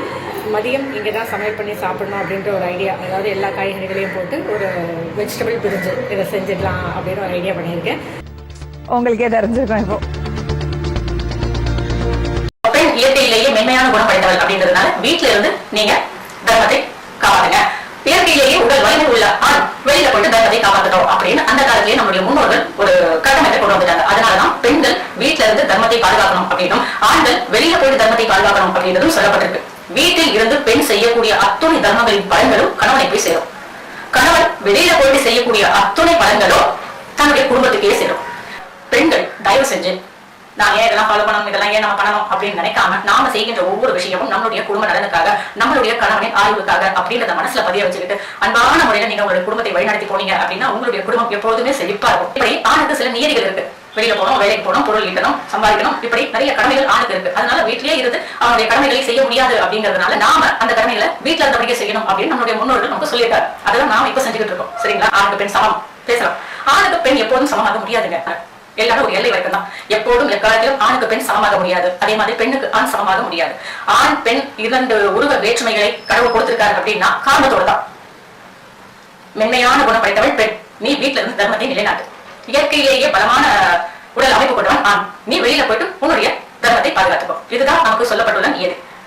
இதை சரியா புரிஞ்சுக்காம ஆணுக்கு பெண் சமம், ஆணுக்கு பெண் சமம் அப்படின்னு நம்ம சொல்லிக்கிட்டு இருக்கோம். ஆனா நம்மளுடைய சமயம் சார்ந்த நூல்கள் சொல்றதை நாம தெளிவா புரிஞ்சுக்கிட்டோம் அப்படின்னா இந்த மாதிரியான வாக்குவாதங்களுக்கு இடமே இருக்காது. நாம நம்மளுடைய கடமைகளை வீட்டுல முறையா செஞ்சுட்டோம் அப்படின்னா நம்மளுடைய வாழ்க்கை நிம்மதியா இருக்கும். Not everyone are actually privileged enough to put one video and make money out of it, auntie. ஏன்னா நிறைய விமனுக்கு வந்துட்டு அன்னைக்கு அவங்க அந்த வீடு வந்துட்டு அவங்க வீட்டுக்கு கான்ட்ரிபியூட் பண்ணணும்னு சொல்லிட்டு அவங்க வெளியே போய் வேலை பார்த்து தான் ஆகணும். ஓகேவா? ஃபார் எக்ஸாம்பிளுக்கு வந்துட்டு நீங்கள் இந்த கன்ஸ்ட்ரக்ஷன் ஒர்க் சைட்லாம் கொஞ்சமாக போனீங்கன்னு பார்த்தீங்கன்னா அங்கே இந்த விமன் ஒர்க்கர்ஸ்லாம் இருப்பாங்க. ஓகேவா? அவங்க வந்து லிட்ரலாக அவ்வளோ ஹெவியான வெயிட் லிஃப்ட் பண்ணுவாங்க, அவ்வளோ நேரம் வெயிலில் நின்று வேலை பார்ப்பாங்க. இல்லை வேறு எந்த ஜாபுக்கு போகிற பொண்ணாக வேணாலும் இருக்கட்டும். ஓகேவா? அதனால இந்த பெண் மென்மையானவள் வீட்டிலிருந்து இதுக்கெல்லாம் வந்துட்டு அவங்களுக்கு வந்துட்டு there is no ஆப்ஷன், இல்லை பை சாய்ஸாகவும் அவங்களுக்கு பிடிச்சிருக்குன்னு பண்ணுறாங்கனாலுமே இந்த பெண் மென்மையானவள் அதெல்லாம் கிடையாது. புரியுதுங்களா? when necessity strikes every woman will become fierce. மென் என்ன உழைச்சி கொட்டுற மிஷினா? அவங்க விமன் வந்துட்டு வீட்டுக்கு கான்ட்ரிபியூட் பண்ணக்கூடாதா? ஏன் நீங்களாகட்டும், தயாலு நீங்களாகட்டும், இல்லை உங்கள் மம்மி ஆகட்டும், நீங்கள் உங்கள் ஃபேமிலிக்கு வந்துட்டு கான்ட்ரிபியூட் பண்ணுறதே கிடையாதா? தயாலு கிட்ட வந்துட்டு லைக் உங்ககிட்ட வந்துட்டு இந்த ஒரு ஸ்கில்லை வந்துட்டு வளர்த்துக்கிட்டு தான் ஃபேமிலிக்கு கான்ட்ரிபியூட் பண்ணோம் அப்படின்னு நினைக்கிற விமன் தான் உங்ககிட்ட வந்துட்டு இந்த மாதிரி கிளாஸஸ்க்கு வராங்க, majority of the women. So இவங்ககிட்ட நீங்கள் அமௌண்ட் வாங்கி நீங்கள் பிஸ்னஸ் பண்ணிக்கிட்டு இன்னொரு சைடில் வந்துட்டு அதோ வீட்டை விட்டு இப்படி போய் வீட்டிலேருந்து நீ தர்மத்தில் நிலைநாட்டல அப்படின்னு சொல்லினா உங்கள் ஹஸ்பண்ட் வந்துட்டு ஆயில் போயிடும் அப்படின்னு டெரரைஸ் பண்ணிக்கிட்டு இருக்கீங்க. இதில் நீங்கள் போகிற வர இன்டர்வியூலலாம் வந்துட்டு நாங்கள் விமனை எம்பவர் பண்ண போகிறோம் அப்படின்னு நீங்களும் உங்களோட அக்காவும் வந்து சொல்கிறீங்க. இப்படி வீட்லேயே வச்சுக்கிட்டு ஒரு விமனை எம்பவர் பண்ணுவீங்க? சொல்லுங்கள். பொறுமை ரொம்ப முக்கியம். எருமை மாடு மாதிரி இருக்கணும். எது நடக்கணுமோ அது தானா நடக்கும். இது கூட தெரியாம பண்ணாட புறம்போக்கு ஒரு நாளைக்கு பெல்ட்டால உரின்னு உரிக்கல. செந்தமிழ் கவிஞன் நான். சரி, இன்னொன்று கேட்குறேன். லைக் ஒரு விமன் இருக்காங்க, அவங்களோட ஹஸ்பண்டுக்கு பயங்கரமான கடன் இருக்கு. அவங்க வந்து அவங்க ஹஸ்பண்டுக்கு கான்ட்ரிபியூட் பண்ணணும், ஹெல்ப் பண்ணணும்னு நினைக்கிறாங்க. நீங்களே சொல்லுங்க, என்ன பண்ணலாம்? இப்போ அப்பா சம்பாதிக்கிறாரு, அம்மா இல்லத்தரசி, 2 குழந்தைங்க. அப்பா மட்டும் தானே சம்பாதிக்கிறாரு. நம்மளால எப்படி அப்பாவுடைய கடன் அடைக்கிறதுக்கு நம்ம முயற்சி பண்ண முடியும் அப்படின்னு குழந்தைகள் நினைக்கலாம். அதே மாதிரி இல்லத்தரசி, நாம வெளியில போயிட்டு வேலைக்கு போனா நம்ம கணவருடைய சம்பளம் நம்முடைய சம்பளம் சேர்ந்து கடனை அடைக்கிறதுக்கு உதவுமே அப்படின்னு எவ்வளவு இல்லத்தரசிகள் சங்கடப்படுவீங்க இல்லையா? இது ஒரு விஷயத்த பண்ணுங்க. உங்க குடும்பத்தினுடைய கடன் அப்படிங்கிறது காணாமல் போகும். என்ன அப்படின்னா, உங்க குடும்பத்துல நீங்க ஒரு 4 பேர் இருக்கீங்க, 5 பேர் இருக்கீங்க, எத்தனை பேர் இருக்கீங்கன்னு வச்சுக்கோங்களேன். நீங்க பிறந்தது வளர்ப்பிறையா தேய்ப்பிறையான்னு பாத்துக்கங்க. நீங்க வளர்ப்பிறையில பிறந்திருந்தீங்க அப்படின்னு சொன்னா, நீங்க காலையில குளிக்கக்கூடிய அந்த தருணத்துல முதல் சொம்பு தண்ணி எடுத்து உடம்புல ஊத்துறீங்க இல்லையா? அதை வந்து வலது பக்கத்துல ஊத்துங்க. வலது பக்கம் தோல்ல ஊத்தும் பொழுது கடன் குறையணும் அப்படின்னு நினைச்சிட்டே ஊத்துனீங்கன்னா கண்டிப்பா உங்களுக்கு கடன் அப்படின்றது அடைக்கிறதுக்கான வழி ஏற்படும். இதே மாதிரி தேய்ப்பிறையில பிறந்திருக்கீங்களா, நீங்க என்ன பண்ணுங்க, ஒரு சொம்பு தண்ணி எடுத்து அந்த இடது பக்கம் தோல்ல இந்த குடும்பத்தினுடைய கடன் குறையணும் அப்படின்னு நினைச்சிட்டே குளிச்சீங்கன்னா கண்டிப்பா உங்களுடைய குடும்பத்தினுடைய கடன் அப்படின்றது காணாமல் போயிடும். இது கேட்கறதுக்கு சிரிப்பு வரலாம், இது கேட்கறதுக்கு கிண்டல் அடி. தம்பதிகள் பிரிவு அப்படின்றது வந்த பிறகு ஒரு பெண்ணாக சமுதாயத்தில் வாழணும். அப்போ என்ன ஆகும், நம்ம ஏதாவது வேலைக்கு போகணும், நம்ம பிரிஞ்சு வந்துட்டோம், நம்ம எப்படியாவது வாழ்ந்து காட்டணும் அப்படிங்கிற ஒரு வைராகியம். மொத்தத்தில் அந்த வைராகியம், வீண் விதண்டாவாதம், வெட்டி கௌரவம் இதெல்லாம் தான். அப்போது நம்ம வாழ்ந்து ஆகணும் இல்லையா? அந்த வாழ்ந்து ஆகணுமேன்றதுக்காக ஒரு வேலைக்கு போகிறோம். வேலைக்கு போகும்போது நம்ம கொஞ்சம் பணம் அப்படின்றத பார்க்கும்போது என்ன ஆகுது, நம்மளாலேயும் சம்பாதிக்க முடியுது அப்படிங்கிற ஒரு கர்வம் மீண்டும் தலை தூக்குது. அந்த கர்வம் மீண்டும் தலை தூக்கும்போது யாருடைய சப்போர்ட்டும் நமக்கு வேண்டாம், நம்மளாலையும் வாழ முடியும் அப்படின்ற ஒரு எண்ணம் மனசில் பதியுது. அந்த எண்ணம் மனசில் பதிஞ்ச உடனே யாருக்கிட்டையும் நாம் மன்னிப்பு கேட்க தோணாது, யார்கிட்டையும் மனசரிச்சு போக தோணாது, யார் பேச்சும் கேட்க தோணாது. நாம் நம்மளுடைய வாழ்க்கை அப்படி தான் இருக்கணும் அப்படிங்கிற சுயநல வாழ்க்கை நம்ம வாழக்கூடிய சூழ்நிலை உருவாகும். இப்படி வாழும்போது சமுதாயத்தில் நம்ம ஒரு தவறான முன்னுதாரணமாக நம்ம தெரியும், நம்மளுடைய குழந்தைகளுடைய வாழ்க்கை பாதிக்கப்படும். அப்போ நம்ம என்ன பண்ணுவோம், நம்ம சைடு தவறு இருக்கும், ஆனால் நம்ம என்ன பண்ணுவோம், நம்ம குடும்பத்தை பிரிஞ்சு வந்துட்டோமே. அப்போ என்ன செய்வோம், கணவர் சரியில்லை, மாமியார் திட்டினாங்க, மாமனார் என்ன திட்டினாரு, என்னை கொடுமைப்படுத்தினாங்க, என்ன அடித்தாங்க அப்படின்னு பழிகளை அடுத்தவர் மேலே போடத்தணும். கணவர் தான் வந்து என்ன அடித்தாரு, கணவர் தான் என்னை கொடுமைப்படுத்தினாரு, மாமியார் என்ன அடித்தாங்க அப்படின்னா நீ என்ன பண்ண அவங்க அடித்தாங்க அப்படின்றத நம்ம யோசிக்கணும் இல்லையா? அவர் என்ன அடிச்சாருமா? ஏண்டி நீ என்ன பண்ண? விமன் புட் விமன் டவுன்னு நான் வந்து கேள்விப்பட்டிருக்கேன். ஆனால் வந்து ஐ ஆல்வேஸ் தாட் அது அது வந்துட்டு இவ்வளோ ஒரு ஸ்ட்ராங்காக அப்படின்னு நான் நினச்சதே கிடையாது. பட் ஆனால் I can clearly see what it actually means. எவ்வளோ வந்துட்டு நீங்கள் ஒரு வேணமான ஒரு விஷயத்த வந்துட்டு ஹவுஸ் ஒய்ஃப் மேலே வந்துட்டு நீங்கள் டார்கெட் பண்ணுறீங்க. ஒரு ஹஸ்பண்ட் வந்துட்டு இல்லை மாமியாரோ ஒருத்தர் வந்து உங்களை அடிச்சிட்டாங்க அப்படின்னு சொல்லிட்டா நீ என்ன பண்ண உன்னை அடிச்சாங்க அப்படிங்கிறது மட்டும்தான் நம்ம ஃபஸ்ட்டு யோசிக்கணும். அப்படிங்கிறது எவ்வளோ சுச்சுவேஷனில் வந்து பார்த்தீங்கன்னா ஒரு ஓகேங்க, ஒரு குடிக்கார ஹஸ்பண்ட் இருக்காரு, அவர் வந்து குடிச்சிட்டு வந்து வீட்டில் வந்து காசு கேட்டு ஒய்ஃப் அடிக்கிறாரு. உடனே வந்து ஒய்ஃப் வெளியே வந்து சொன்னால் ஓ நீ என்ன பண்ண அடிச்ச அப்படின்னு கேட்டுடலாம். எத்தனையோ ரீசன்க்காக ஒரு பர்சன் வந்து கெட்ஸ் அப்யூஸ்ட். ஒரு அப்யூஸ்மான ரிலேஷன்ஷிப்பில் எவ்வளவோ ரீசன்ஸ் இருக்குது. பட் அதெல்லாம் இல்லாமல் நீ அடி வாங்கிட்டல, ஏன் நீ என்ன பண்ண, இதுதான் வந்து ஃபஸ்ட்டு கேட்கணும் இல்லையா? I just want to know what was your thought process, okay, when you are talking it. And Dayalu and Anju அக்கா, ஃபார் நீங்கள் இதை வந்து ரெக்கார்ட் பண்ணுறப்போ இல்லை நீங்கள் எடிட் பண்ணுறப்போ கேட்குறப்போ what is actually your thought process, what was it? எனக்கு வந்து ஐ just want to know that. நம்மளுடைய கர்மாவின் படி தான் நமக்கு வாழ்க்கை அப்படின்றது அமையும். நம்மளுடைய கர்மா நம்ம குடும்பத்தில் பிரச்சனைகள் வருதுன்னா அந்த கர்மாவை நாம் அனுபவித்து அதை சரி பண்ணி மேலும் நம்ம நல்லபடியாக அந்த குடும்பத்தில் வாழ்ந்து அந்த குழந்தைகளை வளர்த்து அந்த சமுதாயத்தில் ஒரு முன்னுதாரணமாக நம்ம நிற்கணுமே தவிர்த்து, நான் வந்து கல்யாணம் பண்ணி போனேன், என் கணவர் என்னை வந்து கொடுமைப்படுத்தினார், என் கணவர் என்னை வந்து அடித்தாரு உதைச்சாரு, அதனால் நான் வந்து திரும்ப வந்துட்டேன், அதனால் நான் இப்போ கோட்டீஸ்வரி ஆகிட்டேன், நான் வந்து நல்லா இருக்கேன் அப்படின்னு உங்ககிட்ட சொன்னால் அவங்க இந்த சமுதாயத்துக்கு தவறான ஒரு முன்னுதாரணம். எவ்வளவு பிரச்சனைகள் இருந்தாலும் கணவரோடு சேர்ந்து வாழும் வாழ்க்கை அப்படிங்கிறது கடவுள் நமக்கு தரக்கூடிய வரப்பிரசாதம். அப்படியெல்லாம் வேண்டாம் சரியா? அப்படி ஒன்றும் வந்துட்டு ஒரு பயங்கரமான ஒரு அபியூஸான ரிலேஷன்ஷிப்பில் இருந்து அப்படி ஹஸ்பண்டோட வாழ்ந்து அந்த வரப்பிரசாதம்லாம் I don't think, I mean I can't speak for every women, but I will say this. அது என்ன தெரியுமா, it doesn't matter any respective you're gender, if you're an abusive relationship, I don't think anyone should even அது வந்துட்டு அந்த ரிலேஷன்ஷிப்பில் இருக்கணுங்கிற ஒரு கட்டாயம் இருக்கவே கூடாது, யாருக்குமே இருக்கக்கூடாது. அப்படி இல்லைன்னா நீ வந்து ஷேம் பண்ணப்படுவ, அப்படி இல்லைன்னா நீ வந்து ஒரு பேட் எக்ஸாம்பிள். இது மாதிரியெல்லாம் நீங்கள் have no words for you. நானும் சம்பாதிக்கிறேன், நானும் லட்சாதிபதி, நானும் கோட்டீஸ்வரி அப்படிங்கிற ஒரு ஆணவம் நமக்குள்ள ஒரு பெண்ணுக்கு சொல்கிறேன். இந்த மாதிரி குடும்பத்தை பிரிஞ்சு வந்துட்டாங்கன்னா அவனும் சம்பாதிக்கணும் இல்லையா? சம்பாதிக்கும் போது பணம் அப்படிங்கிறது கையில் வருதா, அந்த பணம் கையில் வந்தோடனே நாமளும் சம்பாதிக்கணும் அப்படிங்கிற கர்வம் வருது. அப்போ வந்து ஒரு குடும்பத்தில் ஒரு 4 பேர் இருப்பாங்க, அந்த பணம் அப்படிங்கிறது 4 பேருக்கு ஸ்ப்ரெட் ஆகிட்டு இருந்தது செலவுகளுக்கு. இப்போ ஒரு மனுஷி அப்படின்னும் போது அந்த பணம் ஒருத்தருக்கு தானே, அப்போ அது மீதம் அப்படின்னும் போது நம்ம கையில் இருப்பு அதிகமாக இருக்கும், பணம் அப்படின்றது சேவிங்ஸ் அப்படின்றது அதிகமாக இருக்கும். நான் லட்சாதிபதி ஆகிட்டேன், நான் கோடீஸ்வரி ஆகிட்டேன், என்ன பிரயோஜனம்? லட்சாதிபதி கோடீஸ்வரி இதெல்லாம் வந்து குடும்பத்தோடு சேர்ந்து வாழும்போது சொல்லியிருந்தால் பெருமையான விஷயம். உண்மையான லட்சாதிபதி உண்மையான கோடீஸ்வரினா கணவரோட குடும்பத்தோட குழந்தைகளோட தம்பதிகளாக சந்தோஷமாக வாழக்கூடிய வாழ்க்கை தான் 1000 கோடிகளுக்கு சமம். அப்போ டொனேட் பண்ணிடுங்க. நீங்கள் என்ன பண்ணுறீங்க, எல்லாத்தையும் டொனேட் பண்ணிவிட்டு நீங்கள் ஒரு ஆசிரமத்துக்கு டொனேட் பண்ணிவிட்டு 4 பேர் குடும்பமாக சந்தோஷமாக இருங்க. உங்களே யார் வேணாண்ணா?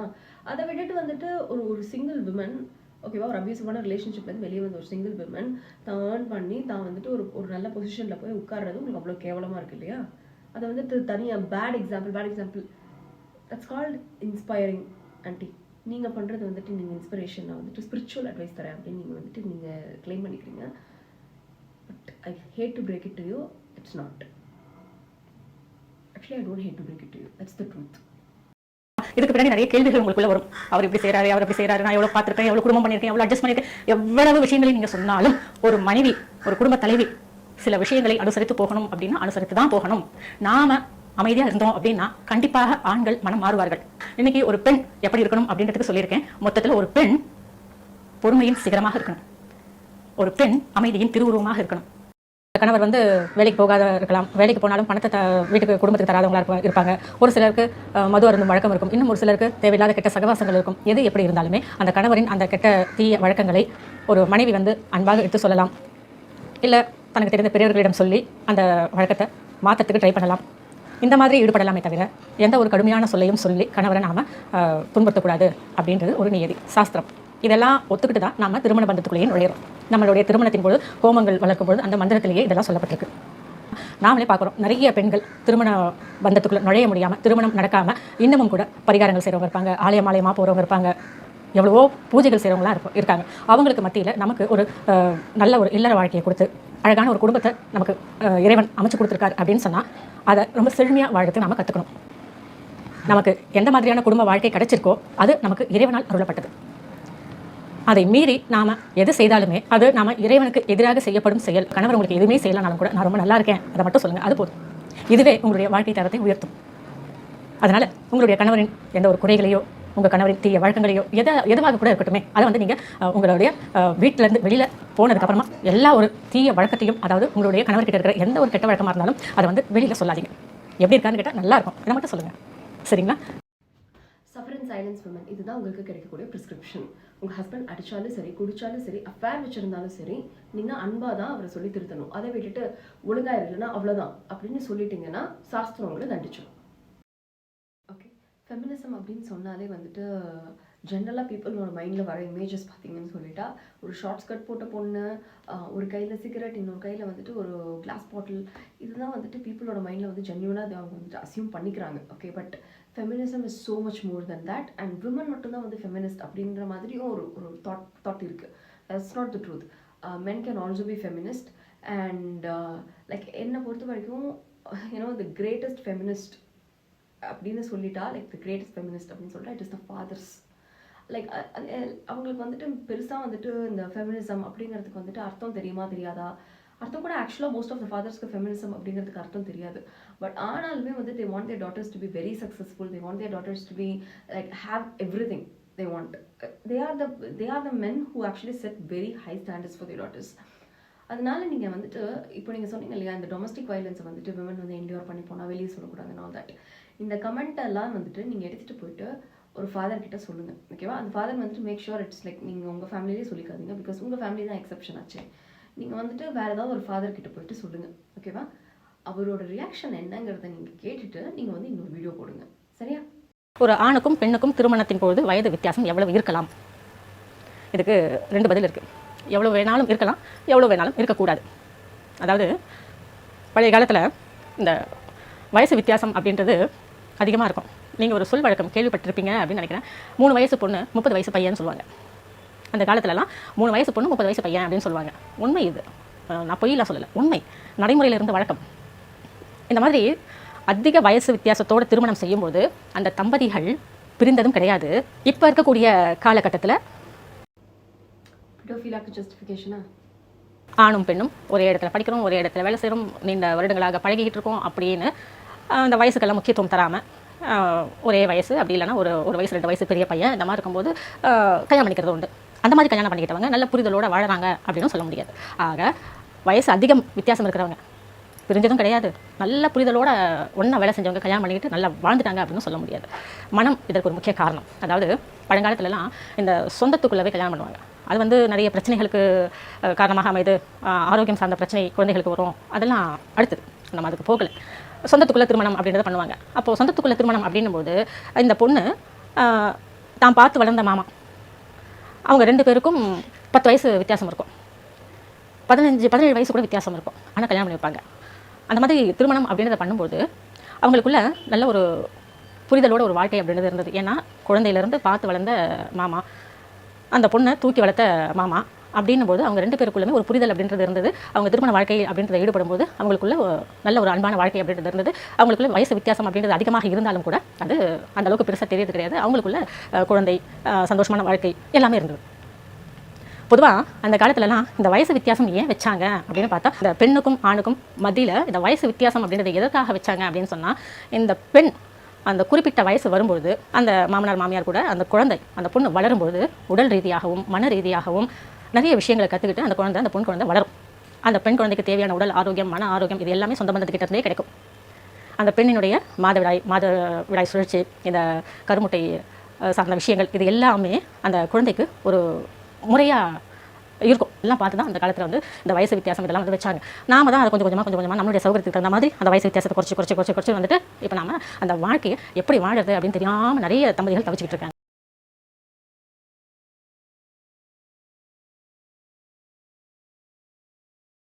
திருமங்கல்யம் அப்படிங்கிறது ஒரு பெண்ணுக்கும் வரம், ஒரு அங்கீகாரம், ஒரு உரிமை.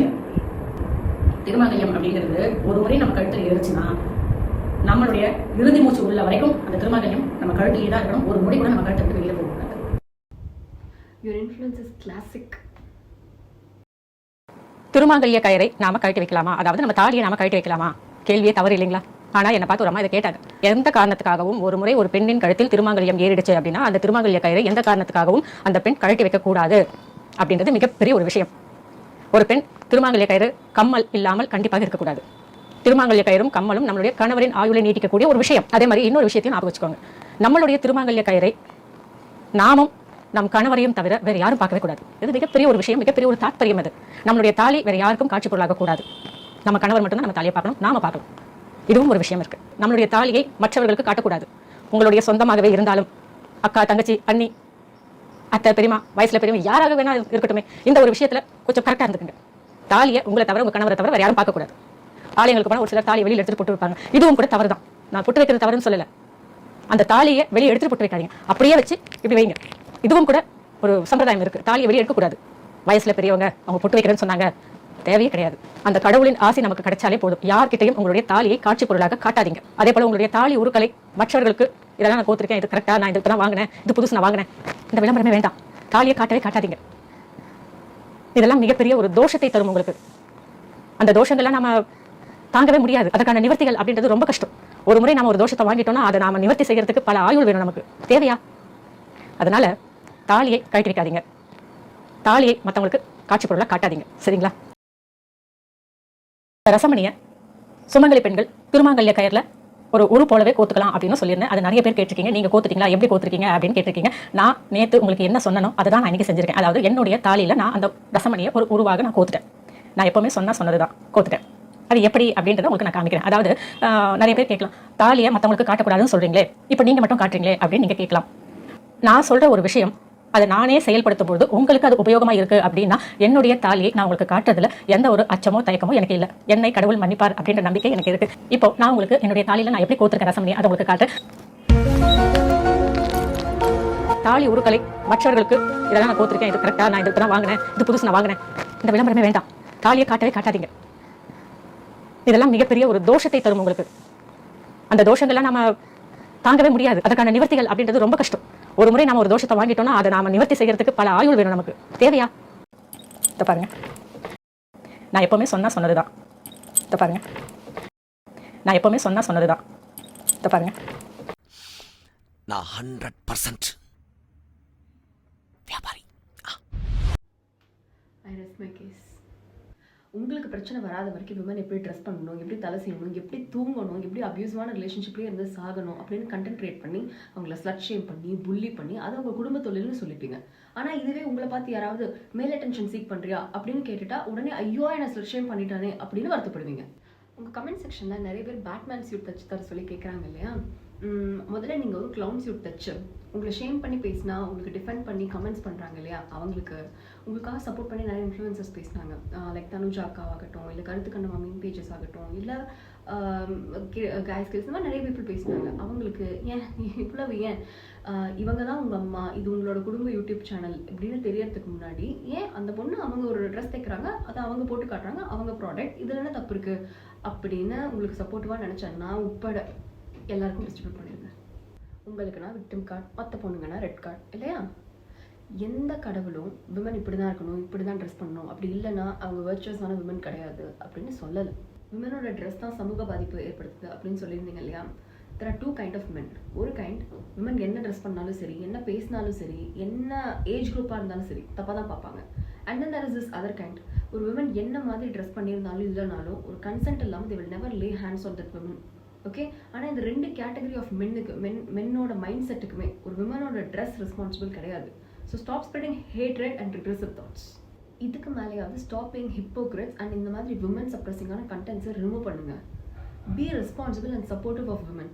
உங்களை நான் வந்துட்டு ஃப்ரீயாக வந்துட்டு இந்த அண்டர் ப்ரிவிலேஜ்டு விமன் இருக்காங்களே அவங்களுக்கு வந்துட்டு கோர்சஸ் எடுங்க, ஹெல்ப் பண்ணுங்கள், எம்பவர் பண்ணுங்கள் அப்படியெல்லாம் நான் சொல்லலை. உங்கள் பிஸ்னஸ் என்னவோ அதை மட்டும் பாருங்கள். ஓகே, இதுக்கு மேலேயும் நான் உங்களை அவமானப்படுத்திட்டேன், இன்சல்ட் பண்ணிட்டேன், எம்பாரஸ் பண்ணிட்டேன் அப்படின்னு உங்களுக்கு தோணுச்சுன்னா நீங்கள் பேசின பேச்சை பார்த்து உங்களுக்கே அவமானமாக இருந்தால் அதுக்கு நான் பொறுப்பெடுத்துக்க முடியாது. So unapologetically goodbye, good returns.